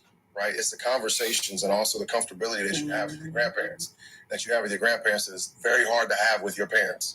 Right? Because again, and I want people to understand, like, this is not a black thing, this ain't a white thing, this is a human thing. All right. From a human perspective, we look at our grandparents as extremely wise because they are older than us, right? But they're not our parents. We understand how that pecking order works. Children are very, very smart. They're very, very manipulative, right? They're very like they do things. Listen, children they don't take no for an answer, right? They gonna figure a way out whatever it is they want to, which is a great trait to develop, right? When you're young, but also try to use that in the later days, right? Where you can try to continuously take that, like you don't take no for an answer, right? You're going to find a way. So I think that's important. So for me, grandparents are so vital. And I feel like that's the part that's missing within our culture right now. Yes. When it comes to grandparents, like we don't have Big Mama no more. Like a lot of them don't have Big Mama. They don't have mamas like grandmas like Mary B down there, right? They don't have that. And the reason why they don't have that is because we've been having our children so young, and then the grandmas are now trying to live their life. They out here getting, out here trying to drop it like it's hot. And find a man, right? And which is fine. It's just, all these are all good and fine and dandy. But it comes to the community aspect, when it comes to developing children and developing our kids and showing them the right way. I sent something to Velvet yesterday, showing the decrease in the effectivity of our community, of us being like, we were scholars, we were poets, we were artists, we were musicians, we were politicians, we were all of the things, lawyers, doctors, we were all those things. Rich. Our numbers have decreased so much because we are so busy trying to impress other people as opposed to focusing on your dream. And one of the things that grandparents did is that grandparents were over there in support of the grandchildren's dreams. Yes. Like, there was nothing that I could not say to my grandpa or my grandma when I was younger that they didn't believe that I could do, and then tell me and show me that you can do that, baby. Whatever you want to do, you can be there, right? You can do it if you put your mind to it. If you put your mind to it, baby, you can achieve whatever it is you want to, right? Yeah. But and again, that relationship between parents and now our parents and their parents is different, right? Because I guarantee you, I'm gonna say this later. I'm gonna hear this later on. My children are old enough to have children, but they're in a space I don't have grandchildren yet, and I look forward to that time, but I'm not rushing it. If y'all know what I mean, all right? That part, because it's so important that the grandparents have such an impact on the development of those grandbabies, right? Because that is truly the unconditional love that you guys show them from and I hate to say, like, from a stranger, right? Because you are technically a stranger to that child. You have a second generation, connection to that, but it's a first generation type love, right? You didn't come from me, but baby, you are my baby. Period. And it's so vital because that love that you get from a grandparent, man, I'll never forget that love from my grandmother or my grandfather, but it was so wise and it was so patient. And I remember my grandmother taught me virtues. You know, she taught me patience. She taught me kindness. She taught me understanding. You know, that unfortunately, because as a parent, you don't have time. Right. Because of the way life is, you are put in that rat race. You're thrown in that rat race of going out here and trying to make money to provide for your children and to be the backbone of the family, right? That it gets so lost in those little conversations that you have with your grandchildren, that grandparents have with their grandbabies, that is so vital in their development, so vital in their outlook on life. So like that is the biggest part that is missed in our communities, is that wisdom that needs to be passed on from grandparent to grandchild. That is so hard because it's different coming from mommy and daddy. They are always telling you what you're not supposed to do. Don't do that, baby. Don't do this. That's gonna hurt. Stop. Everything stop. No. Yes. It's just real short answers, and that's just how it is. That's just because we're lost in the rigmarole, right? But those grandparents, baby, come over here, sit on my lap. Let me talk to you about it. Let me tell you a story. Let me explain to you why. Let me explain to you. Let me break it down to you, right? That is why you're giving them candy and all that other nonsense. Stop. Right. My grandchildren aren't really into candy, but what I spoil my grandchildren with is if we go to the store and they want something, I'm buying it. See, that's the problem. That's the problem. That right there is the problem. They grab anything off the shelf. You want that? Stop doing that. Because when I take them, because when I take that same baby to the store, go ahead, brother. I want to finish this. So no, go ahead. That I have with my mother right now is my mother has been trying to buy my children's love, right? And I've been trying to tell her that, listen, they're not going to remember anything you bought. They're going to remember the time you spent. They're going to remember. They're going to remember the things that they said. And now my mom came out here and she stayed for a little bit. She was here for like a year. And my daughter, she's like, man, I don't know what to say. She's like a stranger. Man, I said, that's perfect. You got to get a chance to know each other. And they developed their relationship. But then now my mom has moved. Now has my mom called? Has my mom done anything that she's, to do that? No, she hasn't. But she looks to me and I'm like, Mom, I have a 16-year-old daughter and a 21-year-old son. Call them, message them, text them. I am no longer the person in the middle that is going to connect. I'm not the old operator. Who are you trying to call? Let me go ahead and connect your call. No, you can make those choices. You give them a call. You talk to them, because again, this is your relationship. So anybody who's a grandparent or going to be a grandparent, that is a vital space in which you have to step up and you have to take that initiative, because children do not always understand those things. They're not going to pick up the phone to call your grandmother and call your grandfather. Nope. You got to pick up the phone and call them. And I've heard that from my grandmother before. Well, baby, you didn't call me. I don't even know your number. What are we talking about here? I don't know. I don't know when I was younger. I don't know anything. And you're the wise person. So you reach out and you at least make that attempt. And then if the attempts aren't being met, then okay, you can sit there and say, I'll wait. No, but at least you do what you had to do. And I think that's the most important part when it comes to being a grandparent. It requires your patience. It requires your time. It requires your face. And that space to where you can create for those grandbabies to have conversations with you that they're not going to have with their mom and their dad. Yeah, you're right. And the thing, first of all, I love what you said, brother, which is true. Can't take nothing away from that. Educational part, yes, teaching them correctly. But if you're walking into a store, sister, and the moment these kids grab something and you buying it, you are not doing disservice to you as a grandparent. That is a double no. Heck no. Because now I got to deal with that same nonsense. Opinion. You know why? That is an opinion. No, I'm going to tell you why. Because you're making it hard as me for a parent. Now, me and my kids walking into the store. And guess what? They grab, Daddy, I want this. No, you can't have it. Now they breaking down. Why are you breaking down in the store? Because grandma spoiled the crap out of you. Because every time you go and grab something, she buys it. But you grab something with me, and I got to tell you, no. You're making my discipline harder. You're making it hard. You're making it hard for me as a parent to discipline my child every time you do something outside of the box. Now, if you're going to do it, at least children are very intelligent. No, and they also manipulative too. They are manipulators, and I'm fine with being manipulated. You are, but I'm not as a parent because you're making it hard for me. But what I'm saying is, when they go to their moms and their dad's house, that's their responsibility to raise them. Whoa, hold up, time out. To me, no, you can't. Are you serious? It is not your responsibility to spoil you, my child. If I'm telling you, it is our responsibility. Exactly. You are going against everything that I believe in. I'm not going against what you believe. You because you're making it hard for me to raise my. Think about it. Just hear me out real quick. No disrespect.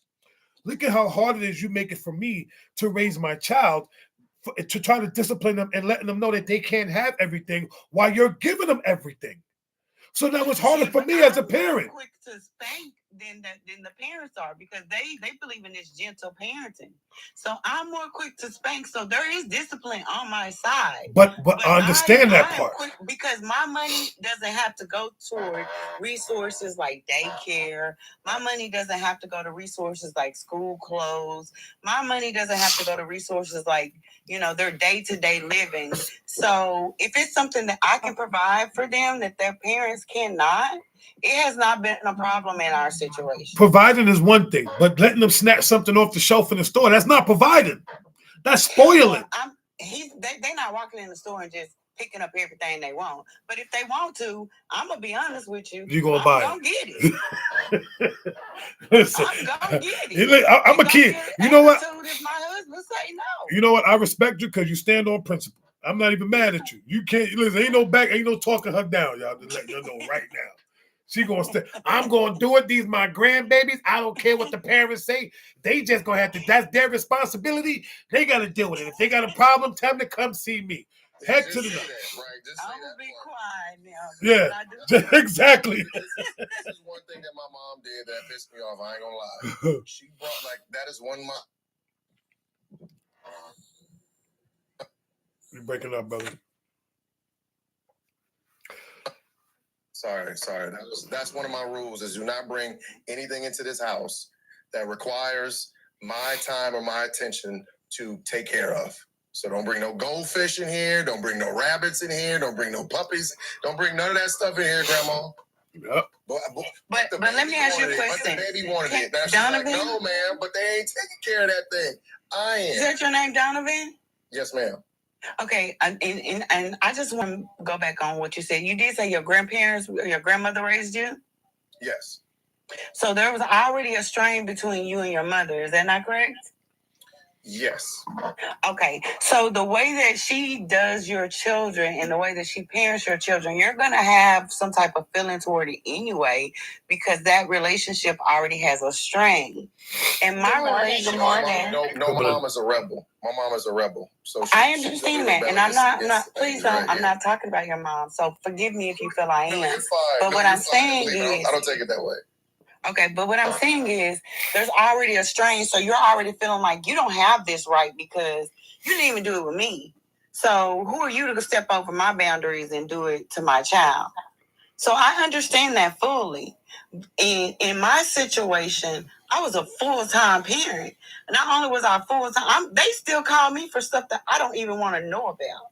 But they also know that I'm never going to do anything or give my grandchildren anything that's going to hurt them. And there's a hierarchy in my family. We have our matriarch, that's my grandmother. I'm the matriarch of my family. So there are certain things that they may feel that they're not going to express to me because of that standard. But I also understand when it's a hard no for mama, when my daughter say, no, he can't have that because he did such and such. Well, no, Mimi not going to get involved. You can't have it. Right now. But if she's just saying no because she's just saying no, I don't care about her no. See, that's the problem. No is no, regardless of the fact. So it got to be explained to you, the fact that, she can't have it because of XYZ. No is no. It doesn't have to be explained to me because I'm so involved. I know what's going on. See, that's a problem. Now, once again, so let's go back to what the original thing is. Mama's boy, daddy girl. So your son is probably a mama's boy. That's why you're so involved. Not saying he is. Not saying he isn't. My sons are mama's boys, but I'm speaking more on my daughter because my daughter's divorced, so I have a closer relationship to that child. Can I chime in real quick?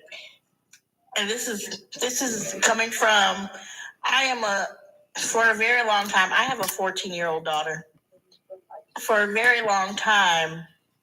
I can see your point, Miss Truth, because, and here I am. I agree to disagree because I've been in this predicament before. My daughter's father passed away in 2020. Okay. I have been a single parent. I have been a single parent for the past going on 7 years, right? So my condolences, by the way. Thank you. But now here we are. I have my mother and my grandmother. I am 38 years young. I just turned 38 on Thursday. My mother is very active in my daughter's life. My sister, who is her godparent, is very active in her life. She knows that I am a single parent, so therefore she takes the initiative to say, hey, she reaches out and says, hey, do you need something? Can I do something to help you? Because I know that you are providing a roof over her head, clothes on her back, and food. What is it that I can help you with, right? So there's that perspective. So I understand that she's just being grandma. And the way I was raised, even though I'm 38, I'm very, very old school because my grandmother raised me. Because my mother had me at the age of 16 years old. So I understand what it is for a grandmother to step in and step up and be present. And it may look like you are sparing the rod and spoiling the child, but it is just a form of saying, hey, I'm here for you. Now I understand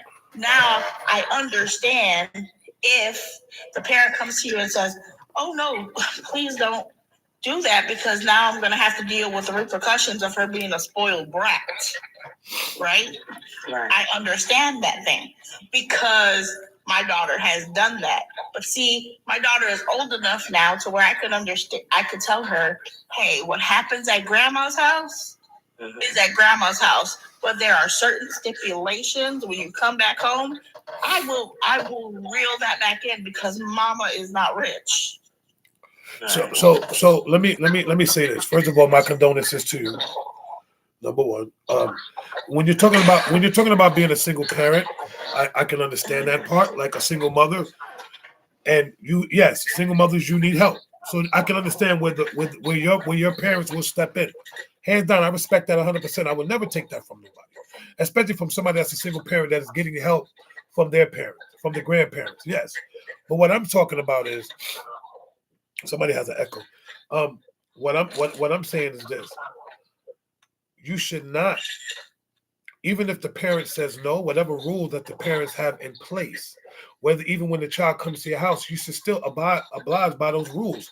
Those rules need to still stand because that's what makes you guys a united front.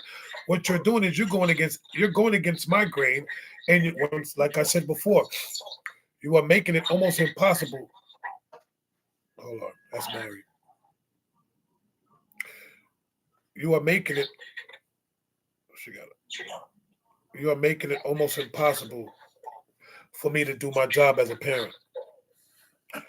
At the same token, I'm trying to develop my child in a certain.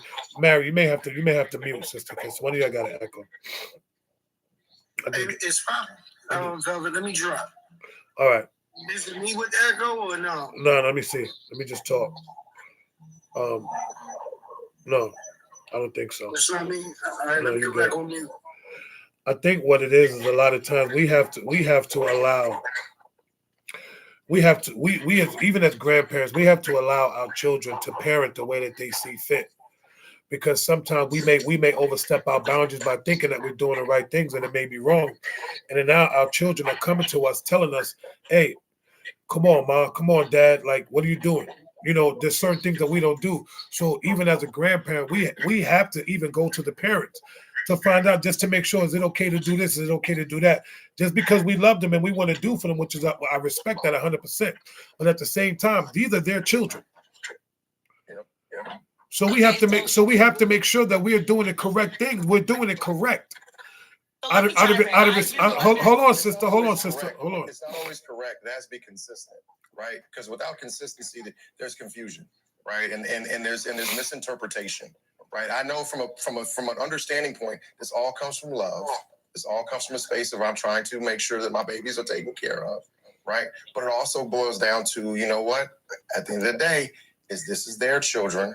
This is their rules, right? So I remember, like my mom, Miss True mentioned earlier. Yeah, my mom was in the house, but we were 17 years apart. She had me at 17. She had me young. My grandma took care of me, but my mom was there. She was still present. But the relationship that we had is more like a brother and a brother and a sister, right? Now as she's gotten older and I've gotten older, we have a better relationship when it comes to grandma and father of my children. But she tells me, he's like, you're so strict on them. You're so this one. I'm like, Mom, my job as a parent is to ensure that I have productive citizens of this world, period. Right? You can say I'm strict. You can say whatever. I said, those kids get everything they need. I provide for them. I secure them. There's nothing that they don't ask for, that they don't get. But they're also very grateful and they have a lot of gratitude and understanding. I said, but also look at this from the standpoint of this. My 21-year-old is in college. My 16-year-old is valedictorian. She's always on honor roll. She's on her way to college herself. Right? She's already told me she wants to be a neurologist. So guess what I got to do? I got to provide for those things and make sure that happens for her. And so what I've been doing thus far has worked. Thus far. But I'm going to give an example. When I was coming up as a young child, my mother was very, very young when she had us, and she married my father. She married my father at 14 years old, and she had twins at 14 years old, which was me and my twin sister. God bless the dead. Both of them are gone now. But my mother had rules, and she had regulations in her household. And she also passed those rules and regulations along with my grandparents. When my grandparents came to the house, if they were starting to allow us to do something that she didn't like, she said, Ganga, which was my Ganga, my great Ganga. She would say, Ganga, now y'all know, and that would be the end of it. Once my mama say, now y'all know, that was it. They stopped. They said, okay, y'all heard what Daddy said. Back up in that corner and hush, because they knew my mother didn't play. My grandparents gave us leeways. They did things with us. They took us places. They did things with us, but they knew my mother had rules and she had regulations, and they followed them. And like I said, we were raised by a village when I was coming up. And then when my girls was coming up, and they started hanging around my mother more, because only thing I disliked at my mother household was that they cursed in my mother household. In my household, they didn't. So I made sure that the times that they were going to go visit my mom, everybody wasn't there. And my mom knew all that cursing was not to be around my kids. The first time I heard it, she knew I was going to come and get my girls. I don't care if I heard it at 12 o'clock midnight. I'm in the cab. I'm over there. I'm going to get my babies. It was certain rules and regulations that I had that I followed that I did not like with my children being around. There were even sometimes family events that I would not allow them to go to, because there were certain uncles or nephews there that I knew had mouths like sailors and didn't care when they swung, they selling this out. And I was not going to allow my children to have that around them. So I kept my girls from around certain events. So quote unquote, I became the white woman of the family because I kept my family from my daughters from certain events. But I don't care, because later in life, my mother came back to me and said, I used to say that you were hard and that you raised your children in a very strict way. She said, but I'd appreciate it now. She said, because your daughters are more different from the rest of the children than night and day. So I'm going to reset the room real quick. First of all, thank everybody for joining. Good morning. Welcome in. We at 100K right now. We got 182 beautiful souls in here. If you don't mind grabbing your daily heart meat, tapping the screen, sharing the live out, repost it. I'm going to go back to the original topic because we kind of swayed a little bit, which is okay. But I want to get back. We at the halfway point of this live. right now, today's question: daddy's girls, mama's boys, are they hard to date? What do you find so hard about dating the daddy's girl or the mama's boy? So, welcome in, Lee Nitty. Stay Lady. Welcome in, Tiff. Welcome in, my brother D. Awesome in the building, and Veronica. Can I chime in on that one? Give me 1 second, sister. Let me go. I want to hear from them on the bottom first, and I can come back. I guess I'll go first. What's up, Velvet? What's going on, panel? How y'all doing this morning, kings and queens? So basically, I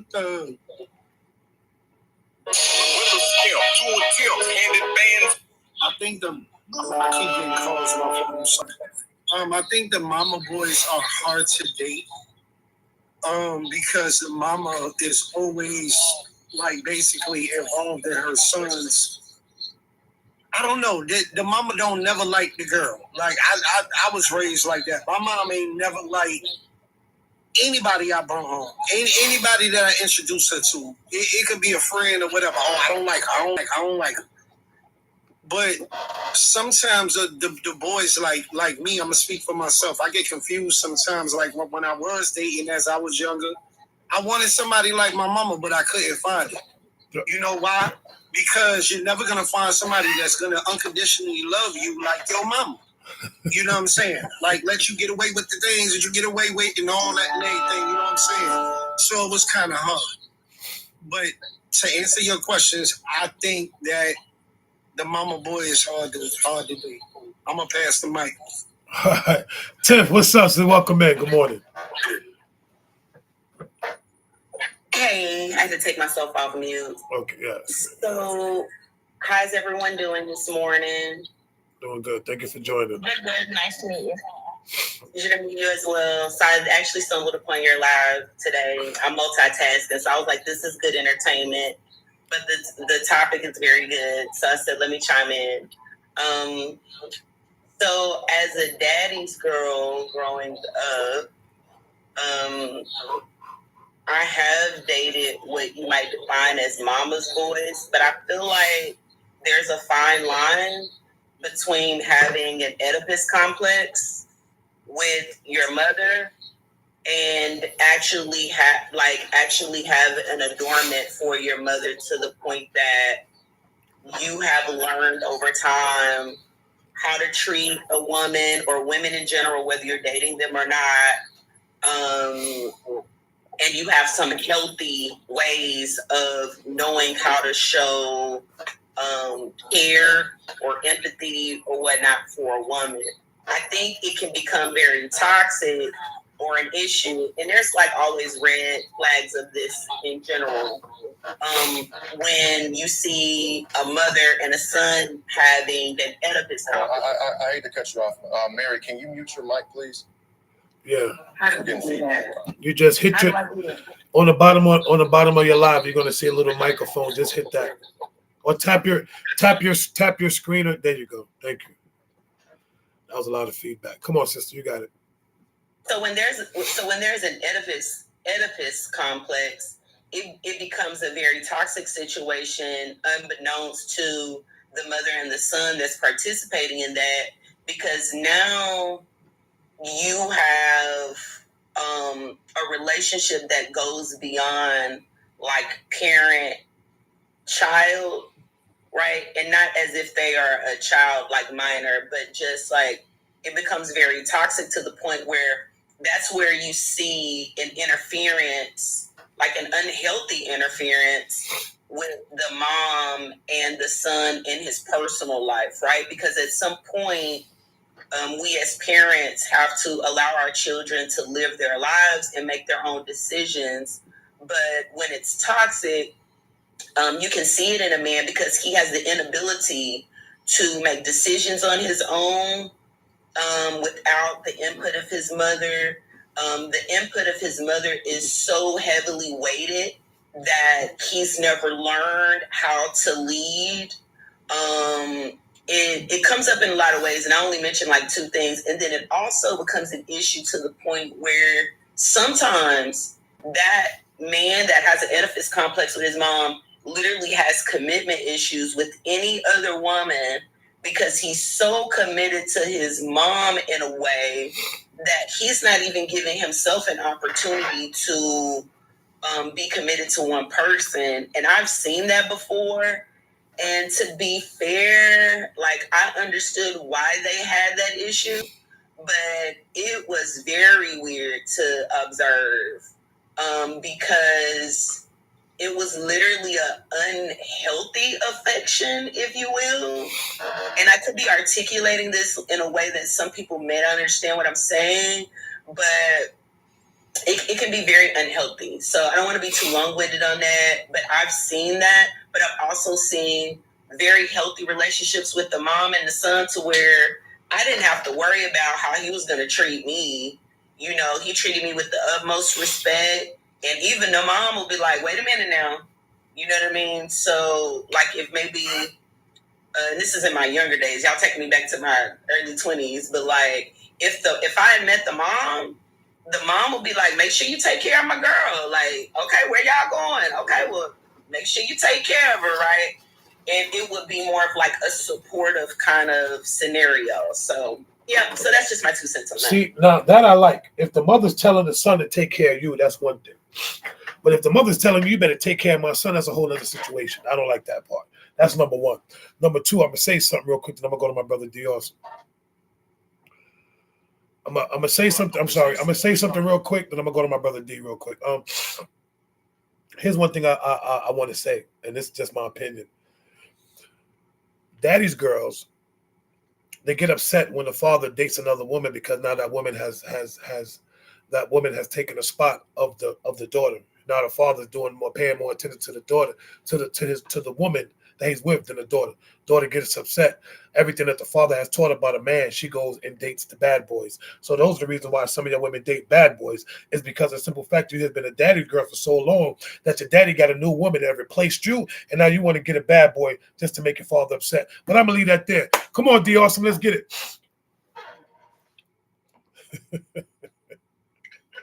Now the light-skinned fathers has entered the room. Man, you gonna wait, time out. You gonna do a mic drop like that and then add it to the Yeah, wait a minute. That's not true. That's not true. Hold on, because I know my brother D. real quick, and then I'm gonna watch them increase real quick. Watch, they're gonna drop and they're gonna go back up. What you talking about? I wanted my daddy to find love. I even tried to set him up with my friends' mamas and different stuff. So that's not true. What? How is that not? How is that not true? I'm listening. I was never jealous of a woman that he was with. As a matter of fact, I was like, okay, how was that weird? Pay attention to somebody else and stop worrying about what I'm doing. Negative, because what I'm saying is this: it ain't about being jealous. It's a simple fact that a lot of things that he was spoiling you with now, he is no longer doing. So now he's spoiled. Never took from me for another woman. Never. You don't know that. You don't know that. I didn't feel it. Exactly.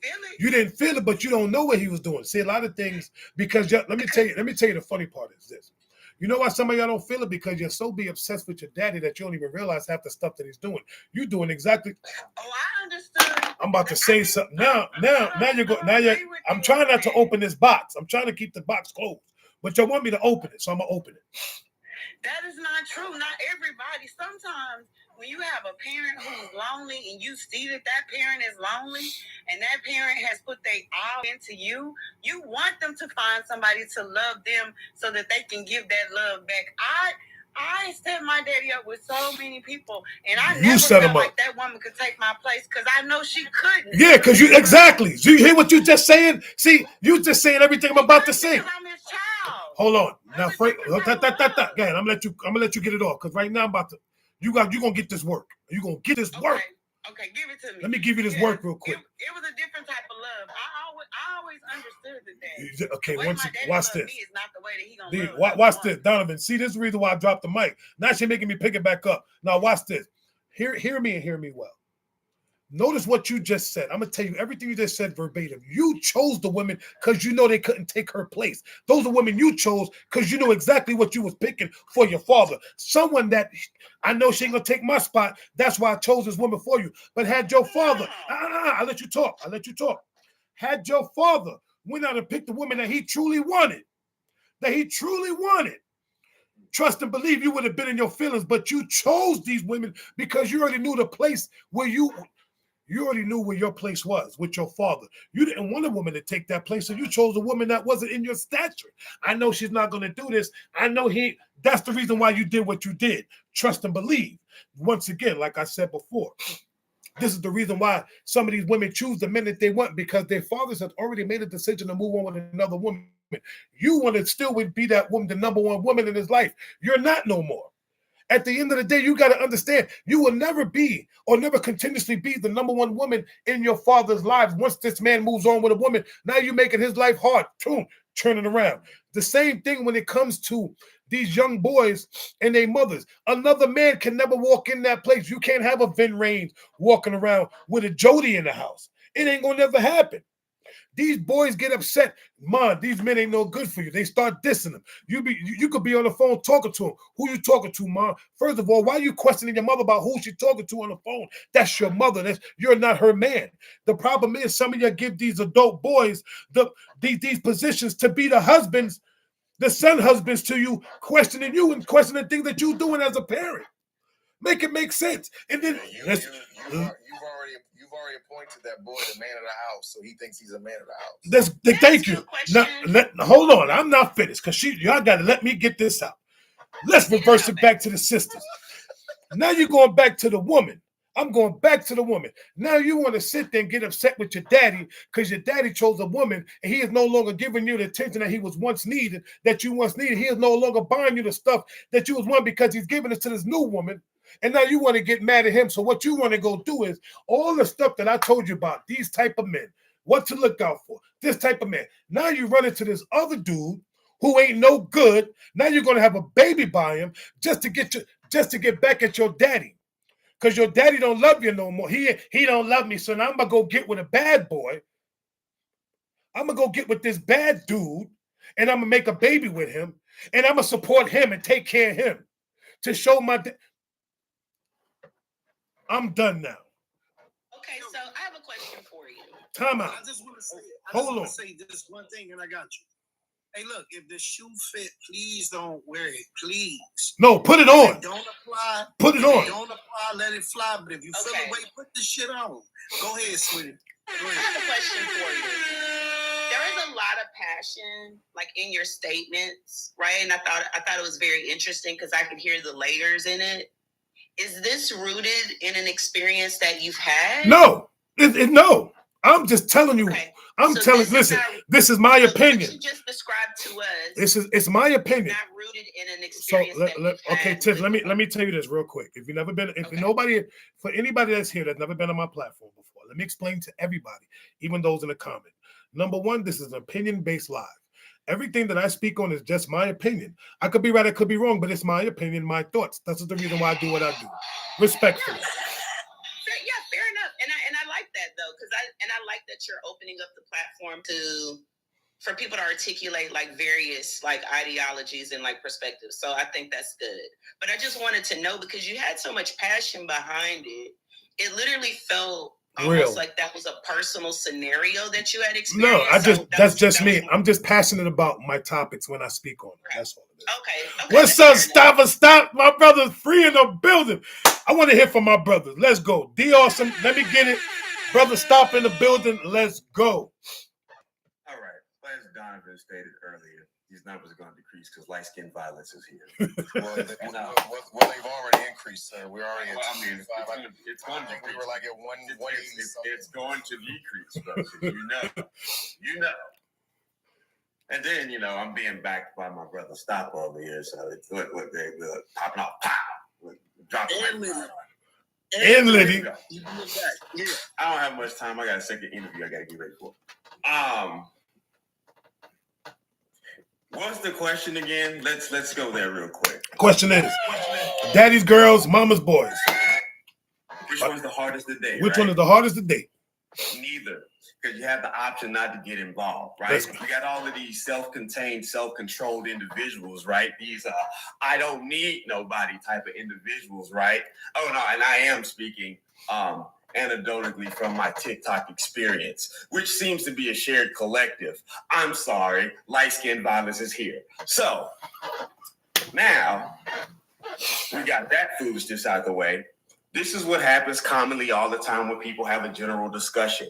They then take their own perspective and then spew it. As my brother Stay Liddy said, if the shoe fits, don't wear it. That's the best sound advice y'all ever going to get for free on this app. People charge thousands of dollars to consultate your life the correct way. Take this advice and hear it. When people are speaking in general, and they happen to have so read your life by happenstance, up. Don't say nothing. Run to a corner, duct tape your mouth, and face that corner until said moment pass. Because all you're going to do is tell on yourself in a way you don't think you are doing it. See, there's a lot of people out here that single or not single, situationship. However, these lies are recorded. Just want to put that out there for you. Meantime, between times, people in the hallway that you don't see 243 above, but it's actually like 3,000 passing by. Just give or take, right?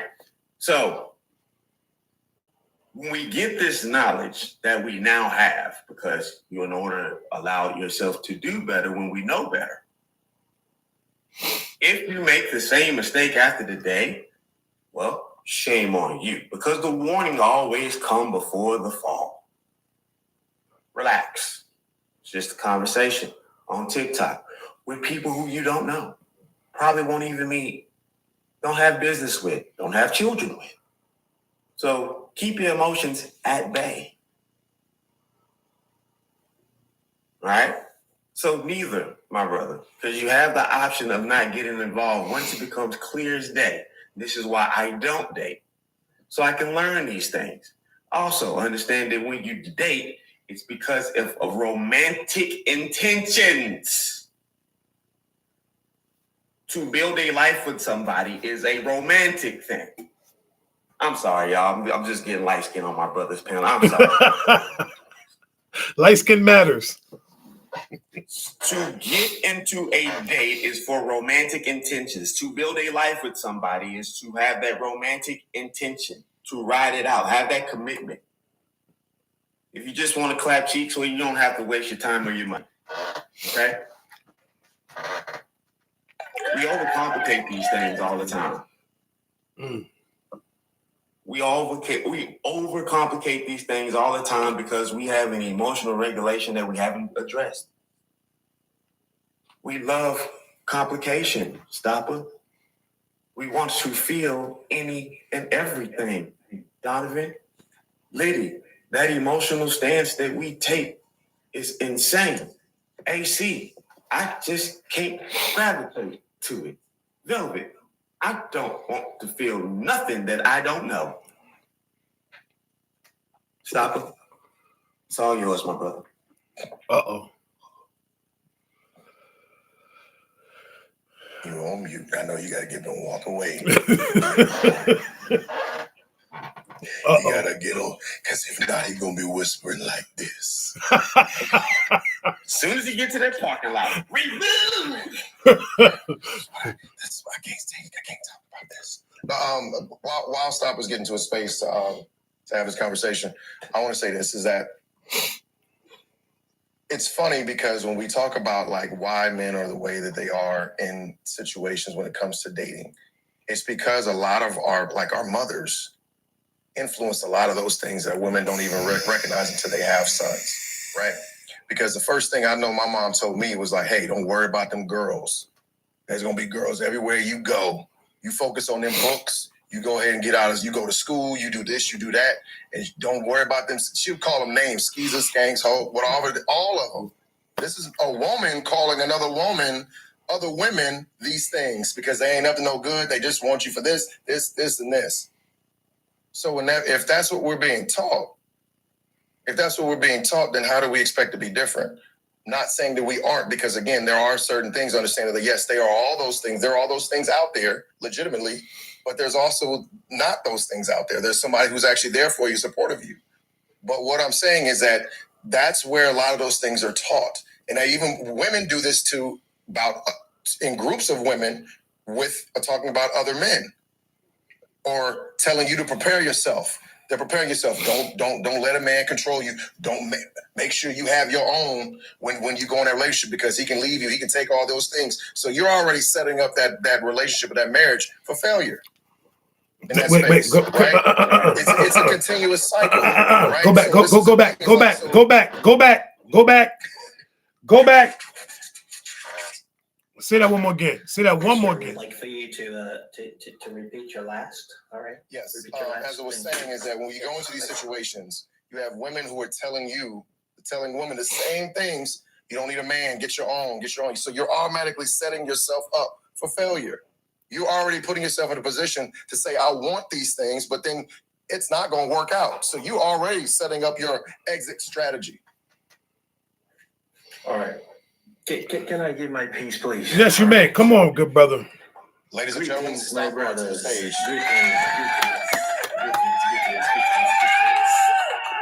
My good brothers. We don't usually see a lot of good brothers on this.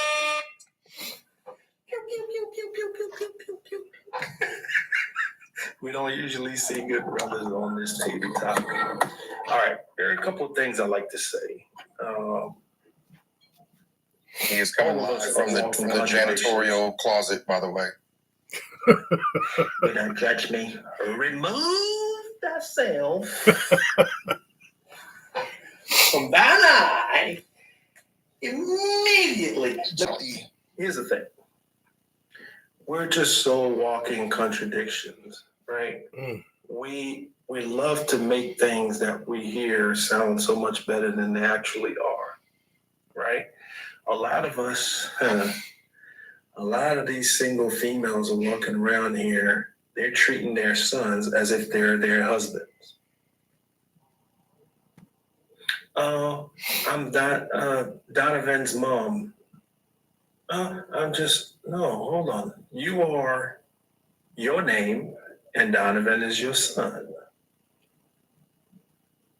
You're treating that boy as if he's your husband. You don't want any heifers to come around him. What? What are you teaching them? You're supposed to teach him how to make good decisions. Right? Now, the flip side of it now is the toxicity as it pertains to the women raising, to the man raising daughters. Oh, she has me wrapped around her little finger. No, she's not supposed to have you wrapped around her little finger. It's no different from the whole happy wife, happy life. No, that is toxic. It's happy spouse, happy house. We might want to change that one too. I think it's happy us is a must. 100%. I love that one. I love that one. You know what I'm saying? Like we walk around this thing, we're trying to make it. Y'all stupid. You know what? I'm gonna stop doing that because you started it. Y'all taking my shit now, huh? Okay. You know what? Drop me. Y'all block me. Block me. Okay. Remove that self. But we do a lot of fluff and a lot of okie doke, and then we pretend as if we don't do the same thing on the opposite end. It's just like when you have, be quiet, Rain. I'm gonna block you on all platforms. All platforms. Rain is a stalker.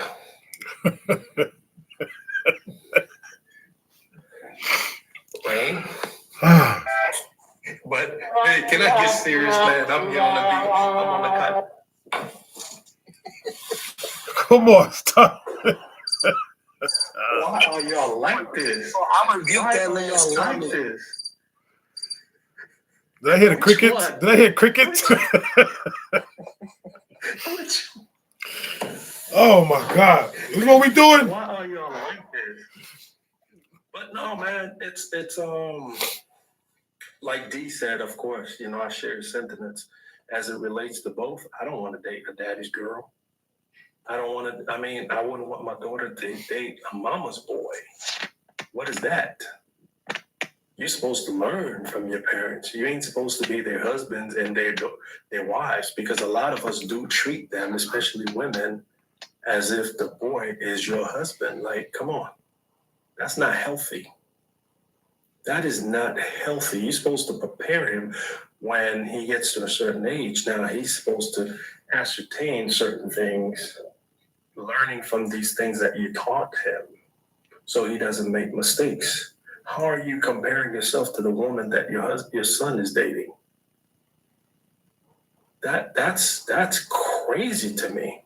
I don't want a heifer coming in here, playing with my son, hurting my son. What? Oh, you're going to be an independent woman. What, am I an independent man? I pay my bills. I have a career. I have a car. I have a house. Does that make me, when do I become an independent black man? I am a boy. Can I be an independent black man? No, you can't. You have to be strong, independent. You got to be a real man. Yeah, so, can I be a real man, independent, strong black man? No, you can't, because you got to be able to. You can't be vulnerable. You got to make sure that there's no vulnerability, and you can't show no emotions and feelings. Oh. Oh yeah, that's the one. Oh yeah, I'm the mother and I'm the father. You can never be the father of a man. You can never be the father of a woman either when you're a woman. You cannot. It's like me saying I'm raising my kids. I'm their dad and their mom. You're going to look at me sideways if I said that. Then why do you get to say, hey, I'm the dad and I'm the mom? I'll land there. Let's go. So we got a new person. Well, evangelist, WFF evangelist. Welcome in. Since I know you got to get ready to do your thing. So you got the floor. You know what today's question is. What is today's question? I just heard the conversation, so I was sitting patiently listening. Yes. So we talking about mama's boys and daddy's girls. Which one is are harder to date? Oh, wow. That's a good one for me. To God be the glory. Thank you, man of God, for allowing me this space for a brief moment. I'm going to say this because I'm sitting. So I'm going to say this. I end up marrying a mama's boy, and he loved his mother. Now, he was raised by a mother and a father. He came from a two-parent household just like I did. The thing about a mama's boy, when you're a grown woman and you've been healed, and I'm a woman of God, so it's a little different from me. So I'm speaking from when I was unsaved, it would have probably really destroyed me because I wouldn't have knew how to handle it. Because I'm like, that's your mama. She done raised you. It's time for you to grow up. But because I met him in a life that I was more in the Word of God and in Christ, I was mature in a place where I recognized it and I allowed God. Now, I've seen the things I didn't like. And so I had to pray about them, but I had to also move out of God's way to allow God to do what he wanted to do, what I asked him to do to help him get in a better place in our marriage. So for women that are not healed, for us women that are in places that we have been in domestic violence or been abused, a mama's boy is not something that you want to get involved with or be in that type of relationship, because you have to look at yourself first in the mirror to see if we're even fit or equipped to be in a relationship. Because us women are so broken from trauma, from things that have happened, and then we want to blame someone. It's not about blaming the man. It's not about blaming anyone else, but looking at ourselves, what we have done in our own life as a single mother, as a single woman. Let's look at ourselves. And so when God takes your journey for a better turn in life, sometimes us women can get in a place, a good place with someone, start dating, but the trauma and the hurt have not been even addressed, or we've been healed from that. And I'm addressing all women. I'm not pointing the finger. It's about, and then when you turn it to the other page, I wish I could stay on this live a little longer, but when you go into another page with the men dating a daddy's girl, it's the same way. If he's not mature in life, then he's going to have a problem with the relationship that a daughter and a father has, because that comes from him raising his daughter.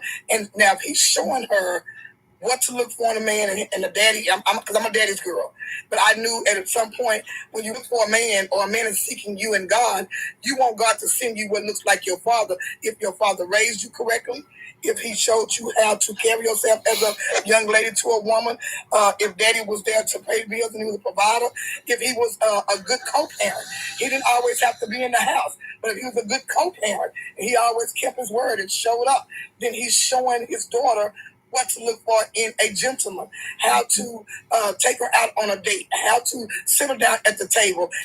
And unfortunately, the voices that I'm listening to, some of these men in the panel, you seem like he was raised in the era I was raised in. And it's this day and time, guess what? These men are not going to be on that level because they want to blame this, and that.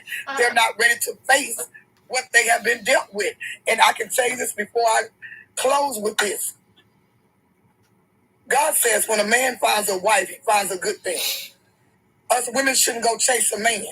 But if you're broken and you're not in the proper place to find your wife, then you're going to find something that you just want temporarily that's not going to even soothe your appetite or what you need as a man and your desires.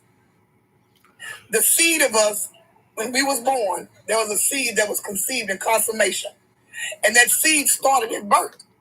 And so whatever that seed was, it could have been an alcohol seed, it could have been a promiscuous seed, it could have been a lust seed, it could have been any type of seed. But remember, we conceived that child. So that child then has to come into the world. And it's good if it comes into the world with a mother and a father that can identify and help us with our children. Because us women, we will never be mother and father. We can raise our son, but we can only raise them with the nurture and the love that God gave us as the being. A man is a provider and a protector, and a man shows our sons how to truly be a man. Take out the trash, respect your mother, say yes ma'am, no ma'am, giving that son some of the accolades that he was brought up with from Big Mama and Mama that really structured the household. Before as a man has to step up and say, this is my son, I'm going to sit down and talk to you. This is how I love your mother. I love her. I open the door for her. Us men are supposed to see about the car. We're supposed to do certain things. So when men don't want to do that in this day and time, our young people, we really have to pray for them right now because our young men are really needing help of our older men now to show them. So it's not about us talking about it. It's about us being about it. I want to say to the host, I'm Evangelist Terry, as I always say on my love, God loves you. I love you. And next time, be blessed. I thank you, host, for letting me share that. Oh no, but you ain't going nowhere because I got a little pushback on something that you said. So I got to give you, I got to give you my work. I got to give you my little bit of work before you leave. And no disrespect to the evangelist sisters, and no disrespect to none of you Bible thumpers. But let me explain something to you real quick. When I hear that quote, "He who finds a wife finds a good thing," that is true. But some of y'all ain't good enough to be wives because you ain't positioned right to be a good thing. I agree with that. Let me say that again, because some of y'all ain't catch that. See, I sit here, a lot of people sit here and try to quote, well, he who finds a wife. Yeah, I'm finding one.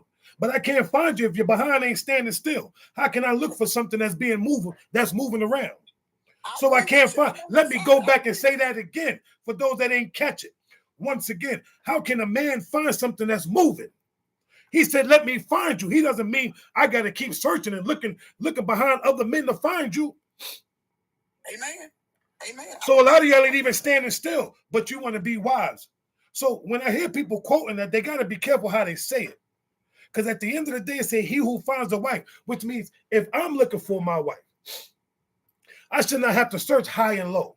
I shouldn't have to look over walls and look behind other men. You should be standing still so I can find you. We ain't playing hide and seek. I find a servant. If you find a servant, you're going to find it in a good place. I agree with you, man of God. I agree with you. Because some of these women ain't even positioned correctly to be wives. This is the reason why they not positioned correctly to be wives. These are women that are getting picked. Because me, I'm going to tell you like this. As a man, I picked my wife. I chose women to lay down with. Let me say that again. I chose women to lay down with. But I picked my wife. Big difference. See, they got these women talking about, oh, I don't want to be a pick-me. Yes, you do. Because you don't want to be a skip-me and get skipped over. And they keep getting skipped over by every other man. Let me go back again. Let me say that again. Okay. It's okay for your women, for your sisters to be like, I don't want to be a pick-me. Yes, you do. You want your husband to pick you. because you are getting chosen and skipped over by the man that you're supposed to get picked by, but you're getting chosen to be laid. You get chosen for a man to put you on your backside. Y'all ain't ready this morning. It's damn sure getting a little hotter than here now. This meal is definitely good. I'm about to be full. But go ahead, talk about. Because my thing is this. It's like you said, okay, so you want to say God chosen. Okay, if God chosen you to be a wife, why are you not being picked by the man that you're supposed to be with then? Why are you skipping past these so-called brothers that you've been praying for? I prayed for my husband. I prayed for the man of God. I prayed for a man of God to come into my life. Let me say it again. He's too short. Come on. Ooh, are we going in with that shortness? Really? He a little big. He not athletic. His daddy ain't athletic enough. How can you as a woman, how can a woman turn around and say these things? You are, and I'm going back to the video that my brother sent me. I love that because that made so much sense. You are sitting there talking about all these type of men that you know you have already judged. People said that they don't judge. You have already judged the type of man because he's too short. So what if he's too short? But what about the dude that you would prefer? I want to be with somebody 6 feet, whatever the case may be. You get a 6-foot man who was trash, but you got a 5'11" brother that would treat you like a queen. And just because you want what you want, don't mean it want what you. Thank you. Say that again. Say that again. Just because you want what you want, don't mean it won't you. Ladies and gentlemen, let me explain something to y'all real quick. What y'all don't understand, these men, Donovan, Stopper, Awesome, Nitty, AC, these brothers, we don't play. We don't play TikTok. When we out here to do, listen, what y'all going to do is you're going to get this work. And I love the way that these brothers deliver it because they don't know. We ain't here to sugarcoat. We ain't here to hug you. What we going to do is we going to smack you with this hard work. Hey, but we pouring into y'all so y'all can understand. I think I'm going to get my head chopped off. No, you ain't. Statement, but I'm going to make it anyway. Y'all might want to put your eye on the camera for this one. So I hear a lot of sisters say that they want a real man. Well, I want a real woman. I mean, well, I got one. I'm just saying. I'm speaking in general. I mean, I'm speaking if I was single. I want a real woman. And let the poet speak real quick. I'm going to be a poet for a minute. I'm a real man, so I want a real woman. Y'all ladies talking about y'all want a real man, but y'all walking around here with fake shit. Oh shit! I wasn't ready. Don't do too much. Don't do too much. No, do enough. No, I'm gonna do a lot. Yeah. I'm gonna do a lot. Look, they running now. They running. Yeah, they coming now. I said quiet. Let me go ahead. He about to let me loose. Can I get loose, man? Take your time, Picture. Take your time. I'm just loosening the reins, but let's limit. Sister Ray, close your ears, Sister Ray. I'm gonna do this. I'm gonna let loose, but let's limit the profanity. And and one more thing, just for disclosure for all the brothers, what we're not doing, we're not attacking women. No. We're not here to attack women. Just for disclosure. Okay, let's go. Yeah, no. All right, let me say this. I'm not attacking all. I'm attacking whoever it pertains to. Okay, because a lot of y'all be coming out here talking, looking for something real, looking for tickets, looking for come-ups, looking for this, that, and the third. You understand? And you're confusing men at the end of the day because you're coming out and you're looking like what you're looking like. But when you come out of that hot Halloween costume, you understand, y'all don't even give us a choice, first of all. Some of y'all don't give us a choice. We get what we get. Like, we're attracted to only what we see the first time we see you. You understand? We don't get a choice on what you look like when you take everything off. It takes months for y'all to take everything off. Y'all want us to be real right up in front. We got to have our biz right. We got to, look a certain type of way and all that. But we don't have a choice on what y'all look like when we first meet y'all. So I don't think it's fair. So when you say you looking for somebody real, be real up front.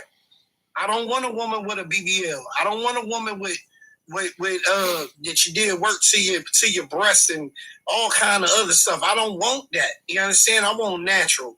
I want to see what you look like without makeup. I want to see what you look like without. Please don't chop my head off, ladies. Without the wig. Without all this, I want to see a natural hair. I want to see everything natural. Let me get the choice if I want it or not. You understand? Because I don't want to be walking around with no wildebeest. I don't want to be walking around with nobody that, because you ain't going to walk around with me looking like that. You ain't going to walk around with me looking any kind of way, and I don't want you looking like any kind of way too. But I want a woman that's ready to go. That means if I say, hey, babe, I need you to put on some clothes and come on right now. Not have to take 3-4 hours to get ready in the mirror to look like something. I want a woman that's ready to go. Get out the bed, put some clothes on, and can come out the door into the car. You understand? So my question to that is this, to my brothers, and I love that you said that, right? But I got to ask this question. Because, so do you think when women, when they enhance their looks, that's what I call it. It's an enhancement because they're already beautiful, but now they want to enhance their beauty. Is it for you or is it for the outside world? Is it representing who you are? Is it representing who she is when you're together? I'm gonna keep it lit. But like, hold on. Let me. Who, for me? No. Yeah, we're gonna go down the road. I'm back to the men.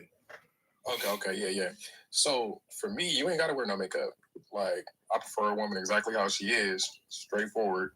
You wearing the makeup, that's not for me. That's either for you or for the outside world personally, because if I love you for you and how you look, there's no amount of makeup that's gonna make you look any better for me. That's just me. That's my little take on it. Come on, Donovan, what you got, brother?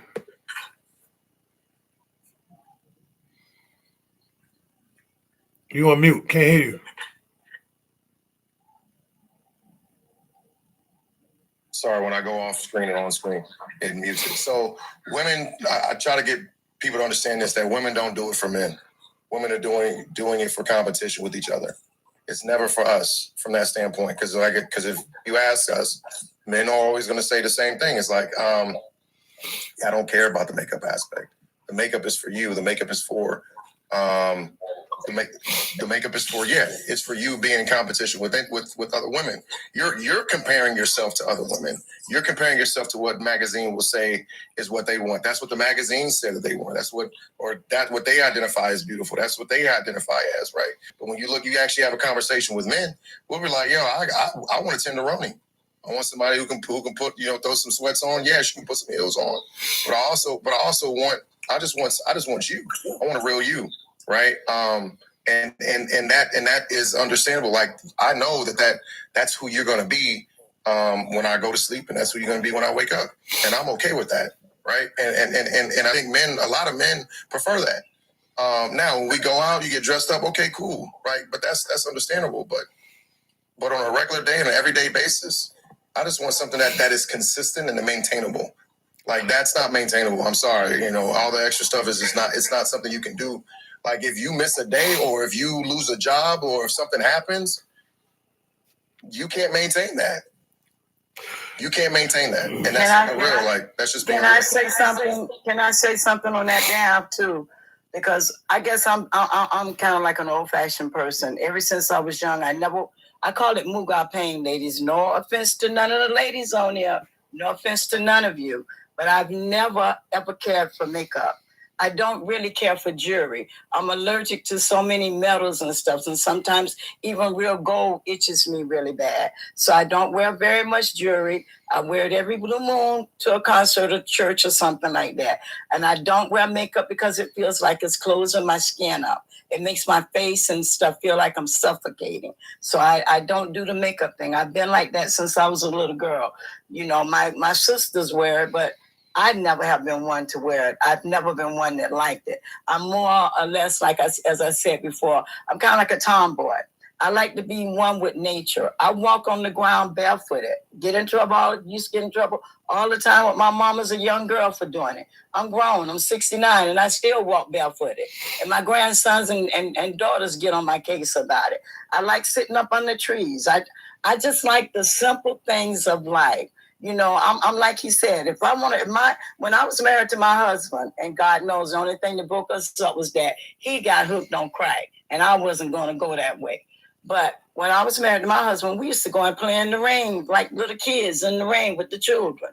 We used to run outside in the rain and play. We used to all the spontaneous. I'm a spontaneous person. You know, I like to do things. I like to do things that's going to keep my house, my love, my life creative, inventive, something to do. You know, I send notes in the lunchbox. I, you know, surprise them with an outfit, whatever. You know, just things like that.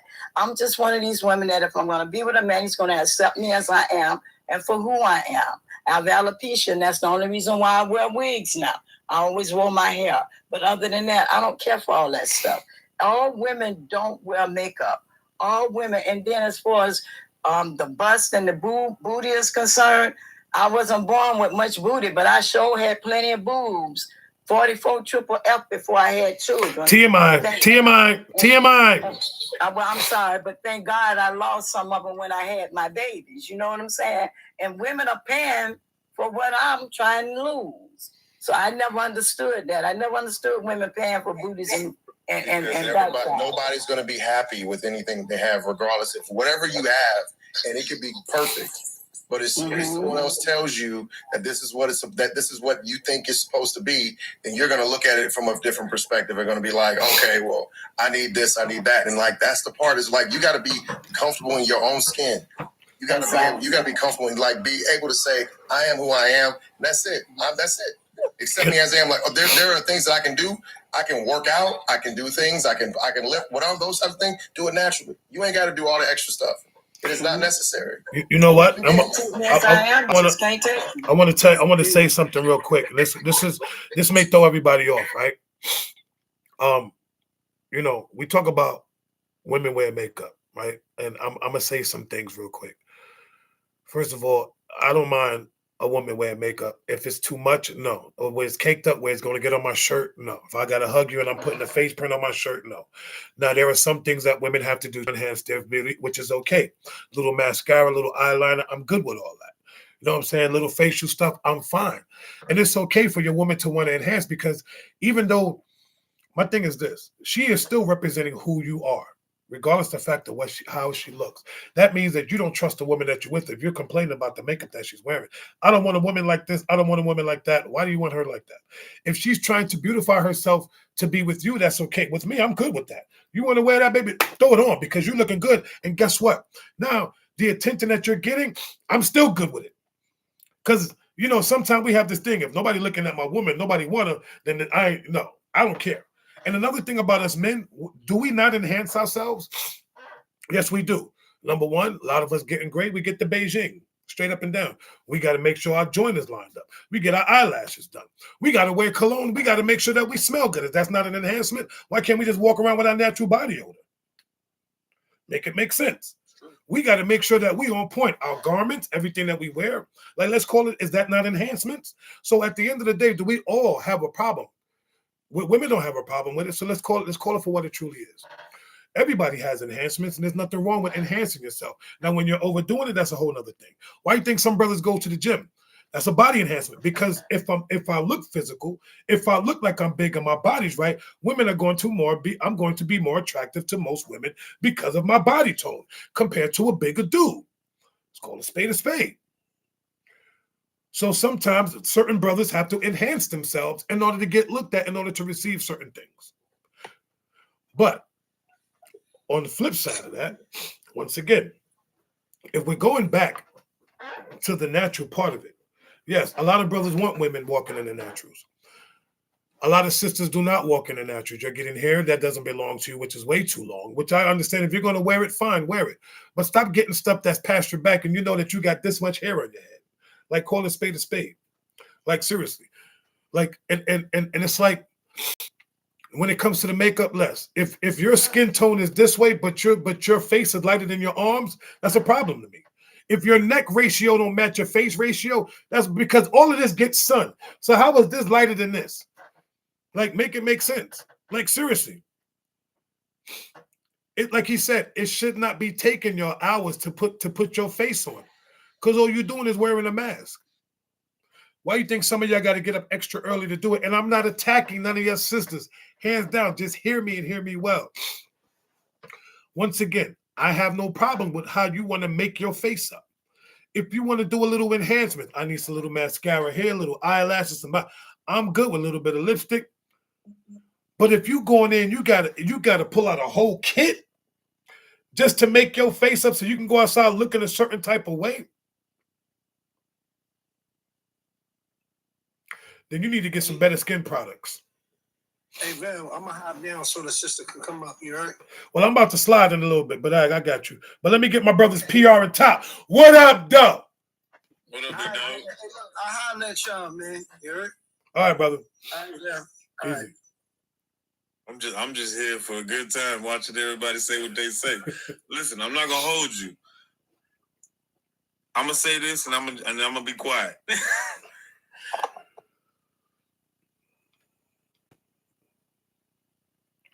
Oh, you got quiet quick. Hey, PR, if you brother, we can't hear you. Can't hear you, PR. I want my woman to be comfortable in her skin because I'm gonna be comfortable in her skin, right?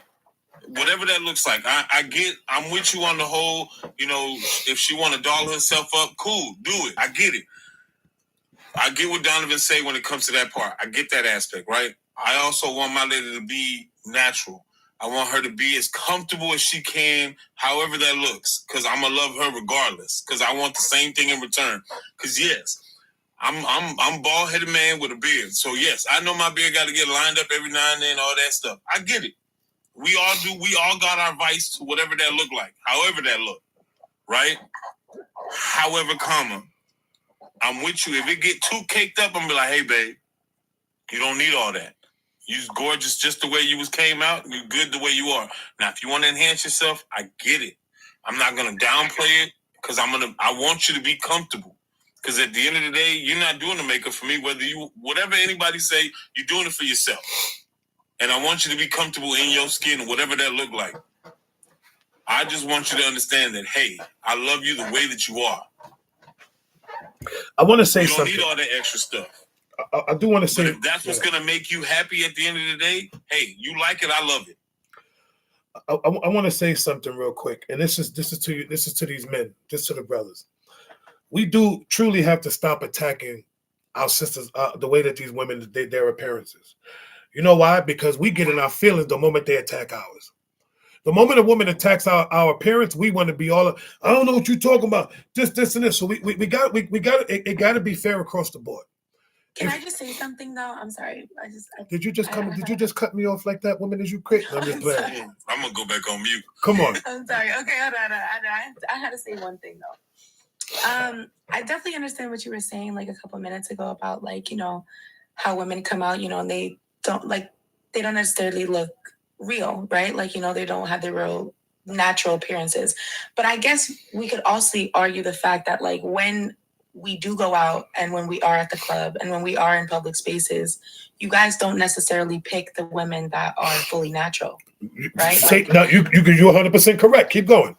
Like you guys don't necessarily like go for that. And I feel like if more women seen that, well, let's be real. Like when I don't have my lashes on and I'm not like, and I don't feel all dolled up, I don't get as many compliments as I would as when I am fully have my makeup, my hair, my appearance. So let me ask you a question before you finish. Mm-hmm. Here's what I'm about to ask you something.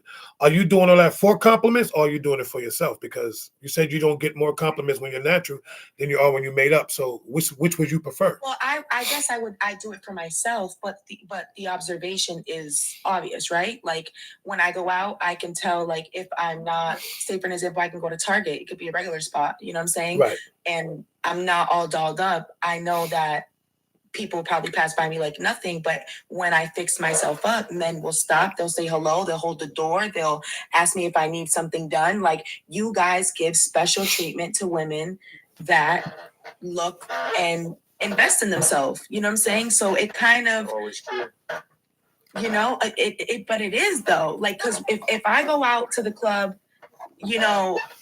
ain't no girls in the section that don't got their body done. Well, maybe some, you know what I'm saying? Not saying that that's obviously the criteria, but body done, hair, that look a certain way, that look like they invested in themselves. No woman is a lot of men will say, well, I don't want her. Why would I want her? Because, she don't have her nails done. She don't got her hair done. Like, she don't deserve to be in this section because she doesn't have that. Now, I'm not saying that natural women are not beautiful. I think that they're gorgeous. But, when you're going out, if we're talking about in the dating world, right? Because I'm guessing that's the topic we're touching on. If you're going out, obviously dating, and you're in a dating scene is to attract attention. And what type of attention you attract, whether good or bad, by, it's obvious by your appearance. And I do notice, even if it's not with me, but with other women as well, like the females that have everything done on them usually get better treatment, or at least obvious better treatment. I'm not saying like, in the home, it could be chaos, but as far as public, like it looks like they get treated better. You know what I'm saying? Like maybe they get brought to better restaurants, or, get bought better things, like better gifts, or, get treated a certain way when they look a certain way. And I feel like, yes, we can blame ourselves, but to a certain extent, you males invest in that. You know what I'm saying? You guys will say, some, I'm not saying all, but a lot of men will invest in that. Or, there could be a natural girl, you won't like her pick or really get at her. And if you do, it kind of comes off as like, not like, high end treatment, right? And so some guys would be like, well, you're regular, so why would I give it to you? So I guess like, So what? That. Can I make a comment on that? Hold on. Hold on, sister. Hold on. Let me hear the brother first, then I come to you. So I hear what you're saying, and I have to respectfully agree to disagree. Because, every dude wants a woman that's going to look good, but is it a must? Absolutely not. If you're in the club looking for a dude, that's the wrong place to get him. Just like for a woman, that's the wrong place. That's the wrong for a man. I was just giving an example, but I get what you're saying. No, I know. I'm just saying, a lot of men, and even some of the ones that are up here on this panel, we don't care about all that. We don't care about the weaves, the nails, and all that. If that's the man that you're trying to attract as the one that likes that, well, then keep doing what you're doing. If you want a man that's going to love you for you and who you are, even without it, you can step outside with a scarf on and some sweats, and that dude's gonna come. Just don't wear your bonnet outside. Yeah, don't wear your bonnet outside. But I'm just saying though, if that's the dude for you, he's gonna like you whether you got it on or not. Oh no, what I was saying was not for me. Don't take it personal. No, I'm giving you an observation right of what I see in the real world, right? Take me out of it. The reality is when women go out and they look a certain way, men give them more attention. And like you just said, like, don't wear your bonnet. Like, like, I feel like when people say natural girls, in as far as like in society nowadays, it comes off as low maintenance. And it's not even that. Some girls really aren't into nails and hair and lashes and stuff like that. Like, but the appearance, the way people make it seem is kind of like, oh, well, she doesn't take care of herself if she don't have her nails done. Can I be real? Can I be real? I'm gonna be real because this is me. Some of y'all even walking in the natural, y'all need enhancements. I'm sorry, but not sorry. Yeah, some of y'all women walking in your natural, y'all need enhancements, and it's okay. Like we got to stop. This is the problem in our culture. Once again, I love when my brother Donovan always brings it back to our culture. This is the problem in our culture. We're not accepting our black women because they want to enhance themselves. They want to be more beautiful and more attractive to us. It's okay. You want to enhance your beauty, baby? Knock yourself out. I like 90s fine. You know what I'm saying? 80s, 90s, yes. 90s fine. Can I say something real quick? As the old lady on the panel, and it's not. I love natural women, but there's levels to that natural game too. Because you can see a natural sister, and she is a 10. You can tell her she don't have to have nails, but her manicure is on top.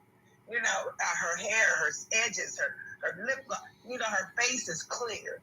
That type of natural beauty. But you just going out there because you don't want to fool with yourself. That's another type of natural. Okay? So there you go. And for those we talk about wigs, everybody that got a wig on don't mean they ain't got no hair. Okay. It's just that we don't want to take care of that stuff. Okay? We don't want to have to keep it, because if I had to do my natural hair every day, I wouldn't have any hair. So we have to all put that stuff in perspective. And me getting older, I'll be 70 in 6 years. I'm not going to ever stop caring about me. Wherever I go, put your best foot forward. Don't go to the airport looking ragged and torn. That's so you might meet somebody you might want to get to know. Stop being lazy with yourself. I don't do it for a man. I do it for me. I love me. I walk in that mirror and I'm like, yeah, girl, you got it. You got it. For me, not to impress. Because when you find yourself impressed with yourself, you ain't got to impress nobody else. You draw what you put out. And that's it for today. I love you, baby. Thank you, sister. I do. Oh God. Come on, Top. Come on, I want my brother Top to drop it like it's hot. Come on, brother. I'm running on fumes right now. But let's go. It's been a pleasure.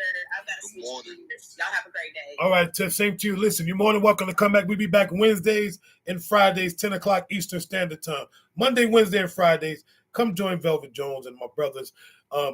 Wednesdays, 10 o'clock Eastern Standard Time.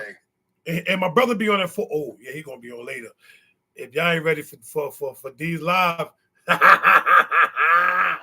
it be on the power. Listen, we trying to take over the airwaves. We got Stopper, we got D Awesome, we got AC, we got Don. We trying to take over the airwaves, y'all.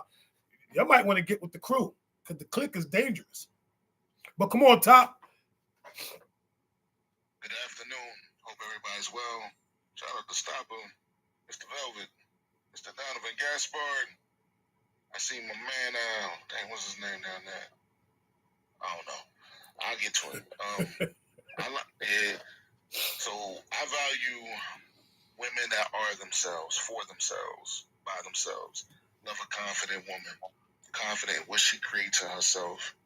I don't have a problem with women wearing, whatever she want to wear. But my question is always why.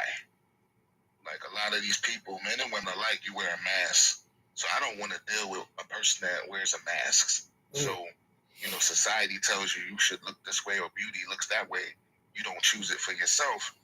If you fake coming to me, what am I loving? I don't even know you. I can't even see you. I got to take the mask off you first to see what's really there.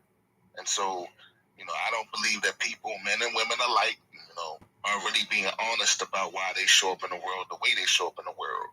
So if society controls you, then it can flip you. That means you're not willing to follow. You're willing to follow them. I need you to follow Christ. Christ ain't on none of that. So, to me, it's just, that's the biggest problem of it all. Can you find the beauty and accept yourself for who you really are? Do you see yourself as beautiful the way that God has said that you're beautiful? God has placed the standard of what beauty is in a woman. God has placed the standard of the value in men. Do you see people that way? If you don't see people that way, then you're not in alignment, and you can do whatever you want to do across the street. Last thing, it hurts me to hear women say, men won't accept me this way, so I have to conform and change it to that. To me, you a chameleon. Why don't you stand firm I like a strong woman that knows who she is. Don't matter what the rest of the world is doing. She going to do what she going to do. She's unmovable with her character, unmovable with how she sees herself in the world, how she chooses every day to show up.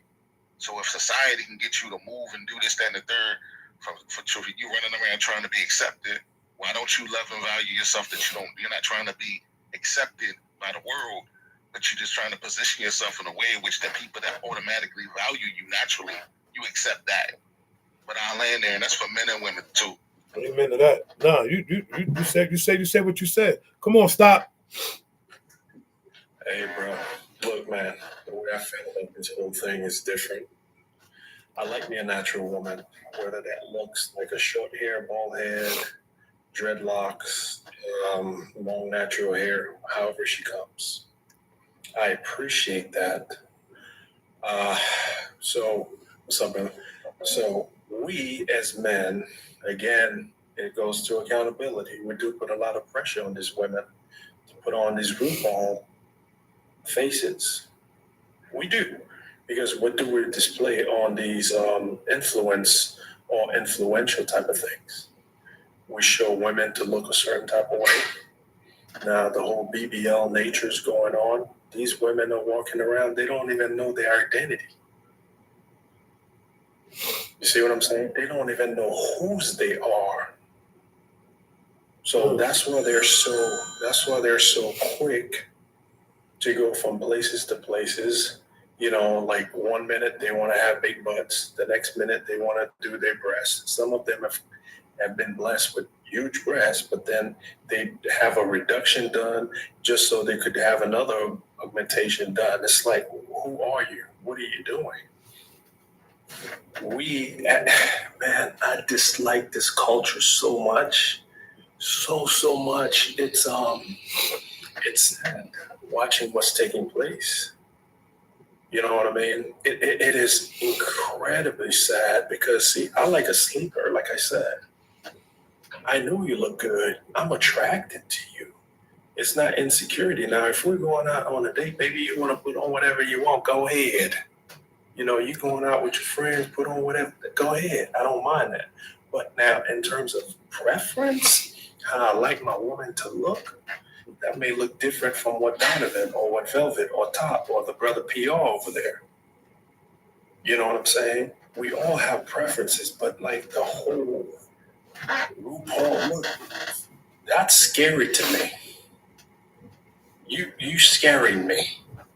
Yeah, but wouldn't you think in a way, like, also, like, in a way, sorry to interrupt you, but also in a way, like, the way you're saying it is kind of like women kind of like control that narrative, right? Like, yeah, of course, women, for a girl's girl, like, we talk about like looking cute, but most of the time, this is just a woman telling you, like, when girls are going to get cute to go out or something, or to do anything for dinner or something like that, like, they're like, I know I'm going to look nice because a man is going to be attracted, right? I feel like men, you guys also do it in the same way, not as subtle, not as much as we do with our appearance, but, in subtle ways, whether it's your car or your house or, men will mention certain things that will bring them up, And so I guess in a way it's kind of like, if you go out and you see that all the guys that are getting attention that are the ones with the nice cars, the nice houses with the money and the chains and everything else, I'm not saying that you want to compete with that, but if you do see that, then you're more than likely, if you go out pertaining that image, you're going to get the best result back. You know what I mean? Is it really the best result? But I'm about to say, is it really the best result, or is it just right? Or is it just the result that you're looking for? As far as society's measures, and also like I feel like you're also speaking for like the low 10 to 15%.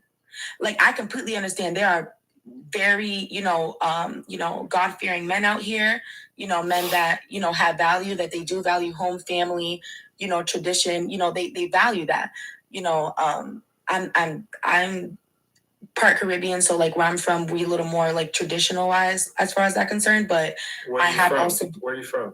I'm Dominican. So I do know like that, like, household culture. But Fresh. The way, look, I'm also Caribbean. Listen. Listen here. A lot of us are walking around again being a walking oxymoron. That's his word next to you right there, Donovan. You are correct. Oxymoron. We're walking contradiction, right? We don't know whose we are. As such, we don't know who we want to be from today to tomorrow. I know who I am. Ray, can you mute your damn mic, please? Thank you. Oh. Now, the problem exists. There's a difference between self-esteem and confidence. A lot of people are walking around with confidence and lack self-esteem. Correct. So when you lack self-esteem, you are bound to do anything. Like you mentioned, a dude, for his confidence, he needs to have a bigger car. He needs to have this. He needs to do that. Well, you know what? That's your shortcoming. That is your shortcoming, sir. For me, I've had all of those things. Donovan is 6'4". I'm 5'3". Do you think I'm gonna look at him and be like, "Hey, let me put some heels on"? No. So you 5'3", yo? Am I gonna go get some? Why you had to call? Yeah, I was just sitting there like, wait a minute, hold on. I just go here. Listen. I'm sorry. You threw that out there. I'm like, you 5'3". Yeah, I was thinking the same thing. Stop us. As a 6-foot man, I understand. Shout out to the short kings, though. Shout out to the short kings. Listen, I feel you, little. Listen, it's all right. They all need it. tell y'all something. If y'all didn't peep this man's hustle, I know. Listen, hey, everybody got their preference. Hey, short kings like to climb trees too. Exactly. Did you not hear what I said? If you ain't peeped this man's hustle, I peeped it. I'm just saying. But nonetheless, there's still short kings out there that still like to climb them trees. Right now, we talking about stopper. Y'all ain't peeped this man's hustle, and ain't nobody gonna stop him. Oh, he frauding? He frauding? He ain't really 5'3"? He fraud. Okay, all right. That man has been 5'3" since 5'3". Nah, but on a real note though, like when it comes to this men and women enhancing and all that other stuff, why are we? I mean, for us men, and I'm speaking for I'm about to go get knee extensions, dog. I want to be 6'8". that part. I'm gonna stick to my height. Somebody gonna like it. Nah, I'm gonna say this about us men. If it's something about a woman that we don't like, right? And matter of fact, I'm talking to men and women. Bottom line. If it's something that we don't like because it doesn't fit our narrative, there's no need to judge a person or to talk. I don't like a woman like this. Listen, you don't like them, that's on you. We don't have to bring it up. We don't really have to talk about it. I mean, it's good conversation, but I'm talking about like outside of this because we're trying to get an idea. But outside of this, if I see a woman that's wearing a lot of makeup, I'm not going to sit there and judge that sister. Nope. I'm not going to be like, oh, she's not my type. That's on you. If that's how you feel beautiful, then fine, make yourself feel beautiful. Same thing with us men. That is true. If you got because I seen 70-year-old men with black ass hair. Hold up, dude. I got gray hair and I'm in my 50s. How you 70-something years old and your joint black? Talk about it. Talk about it. You got some of these brothers in church. Nah, I'm talking about you got brothers in church, old dudes, still got Beijing, but you got a whole cane. Way too many times not to have them grays on your chin. That's what I'm saying. I'm like, bro, I know, and I'm embracing mine. But ain't no way in the world you gonna walk around and your hair blacker than mine and you older. I got my salt and peppers and they not going nowhere. But you never been swallowed. They here for a reason. Somebody done stress me. Somebody done stress me out. What up, Velvet? Yo, what's up, love? How you doing, brother? It's Pen, man. It's Pen. What's up, Pen? What up, baby? What up, brother? All right, this is my brother right here. Y'all don't. This my man's in them.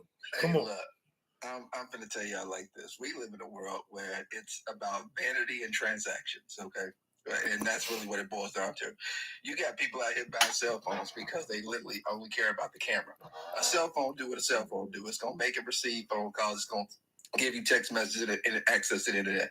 People out here buying phone for specs on cameras because we live in a world where we judge ourselves based off the mirror, right? It's not just us. It's literally society is telling us that we have to look a certain way or do a certain thing.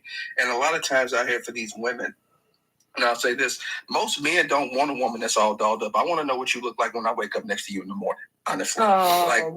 Like I'm telling you straight up, when you deal with this different levels of men, there's boys out here in men clothing that act like they men, but they're not, and then there's men out here that are really men.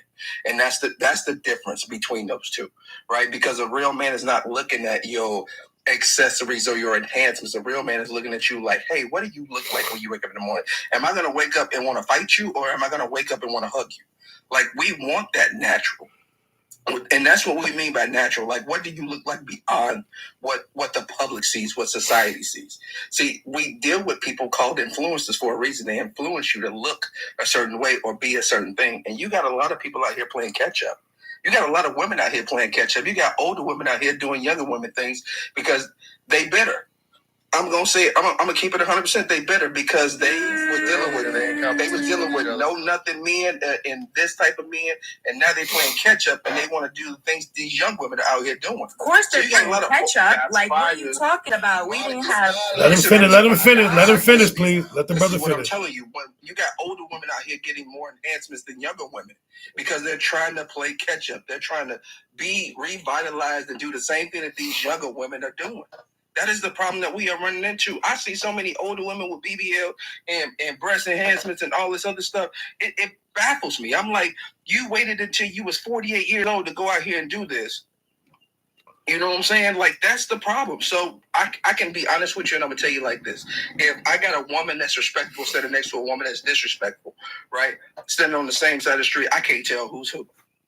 So, and when I say that, I mean like this. Like, I can't tell if you're a good girl if you're standing next to a hoe. Sorry. Because that's who you surround yourself with. So when we say we want women that are natural, we want women that are forthcoming when it comes to their beauty. We want women that don't look for society to tell them how to be and who to be. We look for women that are actually out here walking in their presence and understanding that they love exactly who they are. I want to be like an old ass man. Like, I'm getting to that point now where I'm like an old ass man. You ever seen a 70, 80-year-old man walking around with shorts on? He got ugly ass legs because he don't care.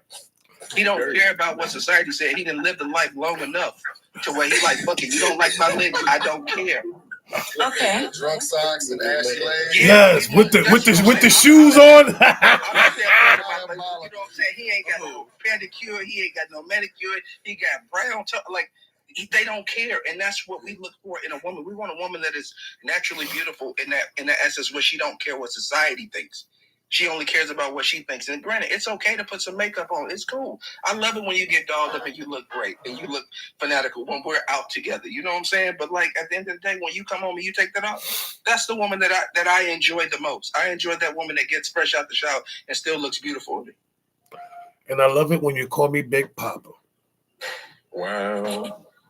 So, like, let's just say, for sake of, I definitely agree with everything Before you start, real quick, men do not walk around with brown toes. That ain't right. I'm just saying. You know what I'm talking about that. Because if that mug fall off, you out here with a club foot. You know what I'm saying? Don't say that. Shrivel up inside your Nike. On me. Shrivel up inside your Nike, you shaking your shoes, sound like a. But I'm just saying, Donovan, you know what I'm talking about. The old men who walk around with the ugly legs, they don't care. They be walking around with the swimming pool, they shirt off, and they just look like they casket ready. You know what I'm saying? Like, that part. All right, I interrupted the young lady. Go ahead, convince. No, it's okay. One thing that I'm very big on is reading and books and history. And that's why I really like to touch. I like it when the new generation of men, because I'm only 28, so I would say my generation of men like to involve themselves or kind of. Did you just say that you were 28? 28. Excuse me. One second. Yeah. But I will say that I feel like, and this is not me. Let me just be transparent. I feel like a lot of men like to forget about the history about what women have really gone through for real. And I really want to touch on especially the older women. I do notice dating nowadays, because I like to date, men that are a little older than me. What's a little older? Not too much. 45, 40, but 35, 30 to 40, 40 to 45, around there. Damn, I'm on a little older than me. She looking for a sugar daddy. She wanted to make sure that he could pay. She wanted to make sure he could pay that bill. No. You want to make sure that man can flip that bill. You ain't dating nobody your age because they might not be able to flip the bill. So you want a man that's more mature, that got it going on. So that way, when you go out, you going to places other than the sugar shack. Wait, you're leading. I'm not leading. I can touch on why I like grown men, but wait, we gotta stay on topic. Give me 2 seconds.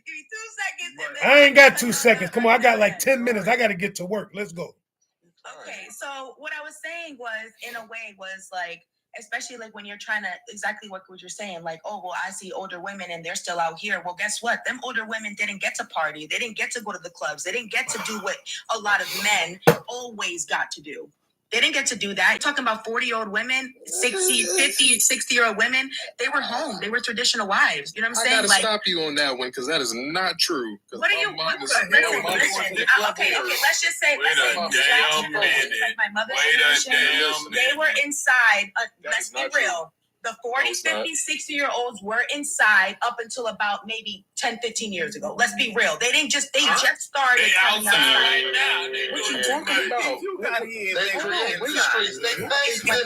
Excuse me, can I finish? You might not want to finish this thing. Let me elaborate, and then I will let y'all talk. Let me finish, and then listen, let the young lady, let her get it out. Let her get it on.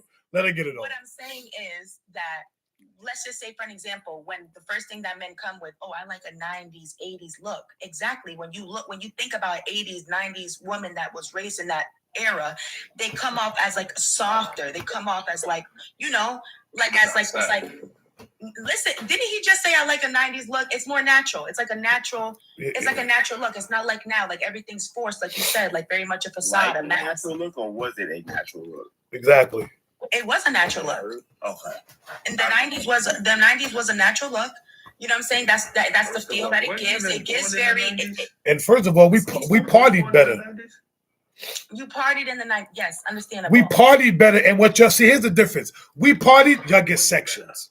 We danced. You partied better in the 90s, but what I'm saying we is that dance, y'all stand around and pop bottles and slap when ass. you're talking about tradition, you got to go back to tradition. Like traditional women were very submissive. Traditional women, you know, in a way knew how to listen. They knew how to keep a marriage by being, you know, submissive to their man, which isn't a problem because I'm not a feminist at all. Like, and what is submissive? What is submissive? Well, I guess in the traditional sense, like for traditional marriage, would be listening to what your man, following what your man does. That was never traditional. No. That was not even traditional. That's not on your aspect of what it was, but for a woman's side, I'm just being real. Let's be honest. Some coffee. There's a definition for the word. If a traditional woman, let's be Definition honest. hold on. We gotta let her crash her plane. Let her crash her plane. No, go ahead. No, I'm not gonna crash my plane. I promise you. You've been flying Spirit like crazy. Traditional woman's position, because the traditional women did not have enough resources to do the non-traditional thing anyways, up until recently, right? Like until maybe about my mom's generation. Before that, all the women before that, they were all traditional. They had lived in the house. The man was the one who had the job. Women weren't allowed to get jobs, cars, licenses, bank accounts, nothing. So you have to think about it. Like the way wait. Okay, you're gonna listen. I got 8 minutes. I got Dougie Freshman. I mean, but you guys are saying no because you guys have not experienced that type of woman. You guys can't even tell me. You guys have not experienced a traditional woman. You guys have not experienced a traditional woman. This generation of men has not experienced a traditional woman. Huh? You know how many of us raised ourselves because your definition of a submissive woman is No, not submissive. I said traditional. Traditional. That's the word. Not submissive woman. Submissive, and I gave him a what? I told him what I would think a submissive woman at that time was. But I'm talking about a traditional marriage, traditional women, because that's what men seem to be like going off of. I want a woman that will listen a little more. You know what I'm saying? Maybe she's not all dolled up. She's not always outside. Her ass ain't shaking. That's more towards like a traditional woman. No, hold on. Go ahead. Tell me what a traditional woman is. You want to know what a traditional woman is? A traditional woman is a woman that literally represents her partner in all aspects of being respectful. A traditional woman is a woman that doesn't converse in rooms without her partner's ears. She represents him. If she's in a room where people are talking about her partner, she moves like he's there with her. She's going to defend him, respect him. She's going to do all of those things, right? That's a traditional woman. That's a woman that has morals and values. Hold on. That's a woman that has morals and values when it comes to respecting a relationship. The difference between women today and traditional women and what we talk about. I'm not trying to compare the women from today, and I'm trying to tell you what a traditional woman was, and I'm trying to explain what a traditional woman is. When we grew up in the 70s, 80s, and the 90s, we didn't have technology. So guess what we did? We didn't have all of this gossip. We didn't have all of this influence. We didn't have people telling our people how to be. Our woman was our woman. Our relationship was our relationship, and not for the world to see. That's a traditional woman. A woman that can keep her relationship private. But still, people understand, know that they in a relationship is different. Women out here today, they turn on record so quick to talk about the bad things in their relationship. That's not an external thing. That's an internal thing. You know what I'm saying? Absolutely. So this is my point. Absolutely. I think that's fair, and I think that it's exposed a lot of bad men. We talk about and I think men don't like necessarily getting exposed for how they really act behind closed doors, and that's the reality. That's why women are traditional. But this is my point. When we talk about traditional relationships, we want women that also take our vulnerability into account and keep it safe and secure. You want us to give you a safe space? That's a lie, because in traditional marriages, a man's vulnerability wasn't even a conversation, because back in the day, men weren't taught to have vulnerability. It was, because so we don't even say that. We talk to our wives. Don't say that. Hold up. Men were back in the day were not taught to have vulnerability. Hold on. Time out. That's true. Hold on, sister. Hold on. What we're going to do is this, because I hear a lot, And there's a lot to this that we can unpack. I don't have the time to unpack all this right now. I got a job to go to.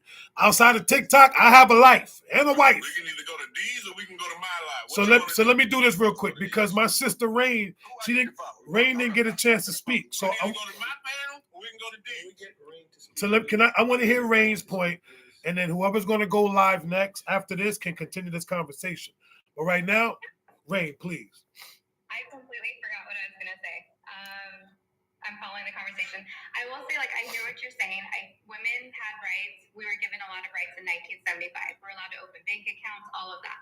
But at the same time, these men were not born, they were not 50 in 1975. So when you talk about those type of traditions, they lived a whole different life after we got our rights. Exactly. So they cannot tell you. Hold on, let her finish, sister, let her finish.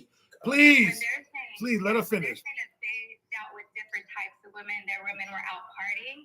That's absolutely right, because it's a different generation. So it's like you're trying to marry your thoughts with the generation of 40s and 50s and 60s or whatever the case is. But at the same time, like, you know, so I hear you. But not me, baby, because I'm convicted. Convicted. Listen, sister, hold on. The men's aspect. Hold on. First of all, stop trying to overtalk the host. Respectfully. When somebody's speaking, let's have the courtesy and respect to allow that person to speak without interjecting. Please. I'm not coming for you. I'm just letting you know. I love your passion. Trust me. I love your passion, sister. I'm gonna be quiet. But I've been interjected the whole time. But go ahead. You have, when it's but time for me to talk, nobody talks. But go ahead. But I tried to get you because you're not letting me do my job. I respect what you're saying. Go ahead. We gonna fight. Anyway, come on. It sounds. It's not. And you listen, and I'm telling you, and I respect. You to talk. Go ahead. No, and I get what you're saying, and I respect that. Real talk. So respectfully, y'all. To live on the roof of the house. Let's let. My thing is this. Let's. This is what we're gonna do because I got like 3 more minutes, right? So here's how we're gonna handle this. My brother D Awesome is going live. D Awesome is going live. He's going live. Yes, sir. Okay, so for I think he said he's going live. All right, for the people that are here right now, we got 181 beautiful people. For those that are, you can go follow my brother D Love. You can follow everybody on this platform right now. They're all going to go over there to continue this conversation. I, on the other hand, have a job to go to because what you're not going to do is mess up my house.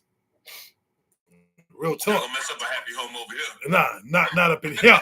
So with that being said, I'll be back on Wednesday morning, 10 o'clock Eastern Standard Time, and we have a whole nother conversation with a whole nother group of people. But of course, my brothers is always going to be here, respectfully.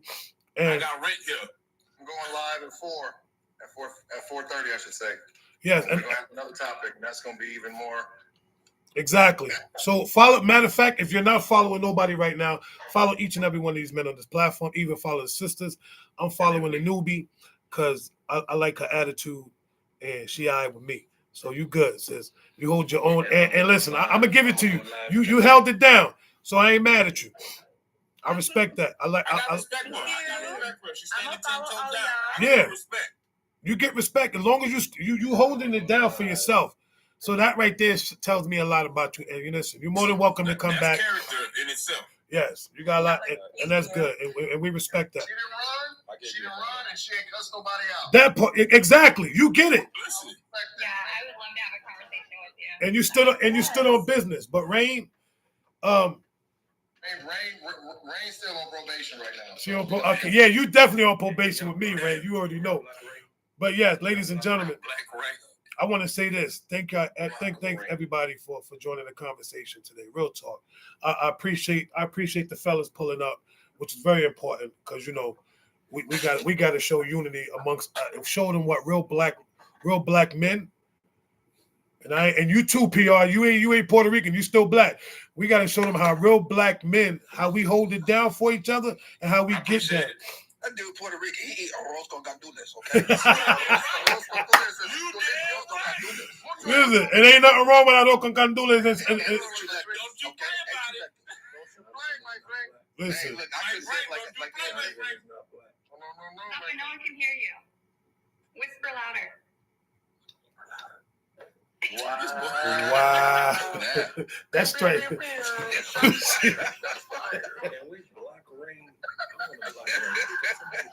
How we blocking rain? Can somebody please? We gonna take her phone? Can somebody Somebody go take her phone. No, block her. No, just go take her phone. Go to her house and take all the batteries out of her remote control. Listen, man, this today has been amazing. Why is her name Convicted? Convict, baby. Cause she messy. You know she messy. You asking too many questions. You asking too many questions. Yes, you know she messy. But nah, listen. On another note, listen, man, I appreciate everybody that came and all those that came in with the comments. You guys is going in. Of course, like I always say, it's not the people up on the platform that make the live. It's you guys that come to the live every single day, come to support us, showing love, tapping the screen, giving gifts, giving your heart. We don't even be asking for nothing. All we asking for your time and attention, and y'all give us that. So I appreciate y'all. I love each and every person that comes to the live. Thank y'all again for joining. Thank y'all for sharing. Thank y'all for tapping. Thank y'all for reposting. Everything that y'all do. Because without us, there is no you. Absolutely. And without me, there is no you. And without y'all, there is definitely not no me. I think it's the other way around. Yeah, I said that. Without you guys, there is no me. So thank y'all for allowing me to be me. Yeah, I got to go to work because I'm trying to get into work mode. We gave you permission to live. Still, when he get upset, Donovan, call him Corduroy Jones. Yeah, he Corduroy Jones. Nah, me and this brother been on platform. He know how I get, boy. I get into it. Yeah, so till next time, ladies and gentlemen, I'll always say, may the love of the Lord be with us all until we meet again. In Jesus' name, amen. Hey, you guys enjoy the rest of your day on purpose. My brothers, I love y'all, man. Thank y'all again for showing up. I'll talk to you a little bit. Yeah, we definitely going to build. And yo, like I said, D Awesome is live. Go over there and have this conversation because it's going to be a whole. I'm going to go step on his couch a little bit. Yeah, take it. Go in there and take your shoes off. Be like, I'm stepping on the couch. He going to be mad. Why you come here with mud on your shoes? And did. Listen, I'm like 30 minutes past my time. See, I done pulled the stopper. Yo, the conversation got good. Yo, Shorty was going in. I like that she stood on business, though. She wasn't scared. She was like, no, and y'all don't even understand. But it be like that, man. He's live. She's a convict. That part. Straight criminal.